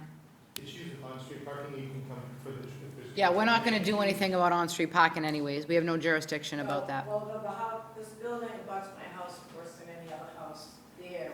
The parking situation as it is right now, Ma'am, at the podium, please, if you'd like to speak. This one or that one? Yeah. Number 8. It's hard for me to. Can you take the microphone, please? Spaces between this house. Ma'am, you need to use the microphone, please. I can't determine the green space here, what it's actually going to look like between this house and the parking. So this is the Irving Street side. Yep. There's a 6-foot fence behind the property. When you, Well, I know that. Yep. But when you look at that plan, can you know this is the roughly wrong where? picture. I can't really see the house. Yeah, I can explain to you where your home is roughly. Okay. So it's basically the bottom left corner, as I understand, is where you live. Correct? You said that you're the immediate abutter on Ladd Street? Yes. Yep, so the bottom left corner, under the bottom left corner of where That's the your lot green right is. there, where you're gonna that's- put your finger. That's where your home is.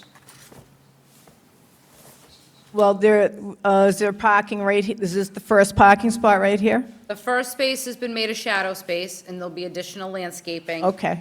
And then the first space is the first space. So there's a fence, and then there are trees, and there's landscaping. The gray area is parking, ma'am, and the white lines that delineate the parking spots. Right, so I think 3 of these spaces face my house, the side of the house. Thank you. So you're. Well, it's just very, very close, so the lights, if it's a see-through fence, you're gonna. It's not, it's a solid Okay. fence. We just What about confirmed that. noise, the noise coming from the parking? What kind of noise? Automobile noise. I mean, I I mean, don't think the that's fences are gonna keep out noise. I mean, I don't think the automobiles will be any more noise than you hear that, what's going on in the street. I mean, you're the first house in and off of North Beacon. It's a pretty busy street. Right, but I'm just saying that those 3 parking spaces face the side of my house. We don't mind that, the rest will face the yard, but they will be facing directly It's a towards my 6-foot house. fence. They say it's impervious along the border, so if it's the headlights from cars you're concerned about, that should be buffered. Well, my attorney told me to ask the developers if they could. Just one See- one comment, if there's a concern about the views, if you want to, you're allowed to have up to an 8-foot fence in the business zone, and so if you wanted, you could, she could look at talking to them about an 8-foot fence for the length of her house only, just if there's a concern about even seeing the cars from her house. 8-foot fence is just so. I know it's like, tall, just it's awful. massive to me, but It's like the worst landscaping idea is going to be ever. better. It's a pipe fence kind of thing. Yeah, it just, it, Well, if she wants it, that's, I don't know. So, Yeah. ma'am, if I might just add a comment. Does it have to be, 8 the whole length, or could it start at 8 and go, further down? what about, what's on the side of your house there? Is it grass? It's Yes. actually pretty solid. It's like fully paved. No. Oh, my God. Ma'am, if I could maybe just make a comment. So I was gonna suggest a few trees on her lot, but the 3 spaces no grass. that you're talking about, you'll see that right adjacent to the 3 spaces, there's a tree that's illustrated. So I would just, I can tell you it's gonna be better than this. This is like, I can That's just awful. suggest that the, Yeah, but I had a view. ma'am, I can just suggest that, so there's a tree that's illustrated. I would just suggest that the applicant be very diligent about making sure that in fact there is a tree that's going to be planted there. So are these full trees that they're planting, or are they baby trees? You have to understand the size of something they can deliver to the site, so it's a tree that's going to grow. But the applicant can be diligent about making sure that in fact there will be a tree there based on your concerns. And so it's, that's what's illustrated there. All right, well, Madam we'll Chair? deal with that later, I guess. Okay, thanks. ma'am, if you wanna add some, grass to your property, we can have them plant a couple trees on your property, but it just looks like it's all pavement and in kind of disrepair. Madam Chair? Excuse me for a minute, please. Yep. Are you willing to put some, Oh, definitely. I just wanted to try and get rid of a few cars, that's all. But, okay, So are you, if you provide an area, we can have them plant some trees along there if you'd like, some additional trees, if you're concerned with noise and things like that. I think that that's something that's easy to do and achievable, but you need to provide the ground in the area. All they're gonna be responsible for is the trees. They're not gonna get in there and start ripping up pavement and doing all kinds of things. So, just looking at that, the parking spaces are, there's 3 of them, I don't know, I think maybe 6 trees in that area. Is the landscape park? Most deciduous trees, I would recommend something a little further apart depending on the size of the tree. I was talking about like, not like evergreens or something. She's looking for screening. Yes, we can work with you. Yeah. On the plan, we have a specific evergreen tree noted. All right, we can talk about this later. I'm just gonna specify the quantity, and then you can work together. And if you can't work together, then the staff will intervene. Yeah, no, I agree, and I think something that's green and sort of seamless in there, so you'll have green on your side, then there'll be a fence, and then there'll be their landscaping. So again, sort of that layering of things to try to drown out any noise that you think might come from those vehicles. Right, a more pleasant buffer for the way that things are. Yes, yes. Yes, yes. You're going to provide the trees, and then the prepping of the ground and the installation will be, is it Miss Muse? O'Neill. O'Neill, I'm sorry, I was just looking at the plan here. And Miss O'Neill will take care. Is that agreeable to you, ma'am? Okay. And the staff is clear? Yes. Only providing trees. Yes. Any other work to do Yep. that would be up to the property owner. Yes. Okay. Any other questions, comments? No. Okay, last call, yes, come on up. Thank you, Madam Chair. I forgot to mention the bike fix-it station, and so we want to thank them for providing for that. And there were some questions. I didn't know if a public record, if you could very briefly describe what that is and that they're going to maintain that and it's open to the public. People are excited, but they're not really sure what the amenities are with that. Okay, that's on Ladd Street, on the Ladd Street side? So what's the deal with that? I don't even know what a bike fix-it station is, but sounds like a good idea. There's one in front of the library. Don't go there I mean, either. So, Is there, can anybody, excuse me? Gideon's saying there's one in front of the library, we're gonna model it on that. Okay, and anybody that's on a bike can come and I fix can it? see it. It's Okay. going to be on the outside, not inside. Yeah, it's on the outside, I just I'll don't quickly know. explain. It's a bike rack that you can put a bike on. There's a bike pump usually built into it. There's the wrenches and things there, the tools that are attached that you can't rip off or steal because they're on wires. And so you can do like basic repairs of a bicycle. And in this area where there's a bike Right. lane on North Beacon plus the community path on Arsenal Street, it's a good location on Irving. And so Okay. that's why staff recommended them consider looking at it on Irving, We're just going to use it. at the corner of Irving rather than on Ladd, which is, It doesn't, the corner of Irving's getting really busy. I know. Where? I know, only if it works, like, if it's just a recommendation, it's a very small footprint, it just stands this wide and just stands vertical. Yep. Is it labeled? Yeah, I see it on the Ladd Street elevation, I just. And there's a photo too. 8? A. Yeah, that's what I'm on. It's right there. A05, yeah, that's what I'm doing, right here. Yeah. Okay, well, if you want to move it, that's fine. I don't really have an opinion about that. Okay. We've heard all the comments, we've gone through everything.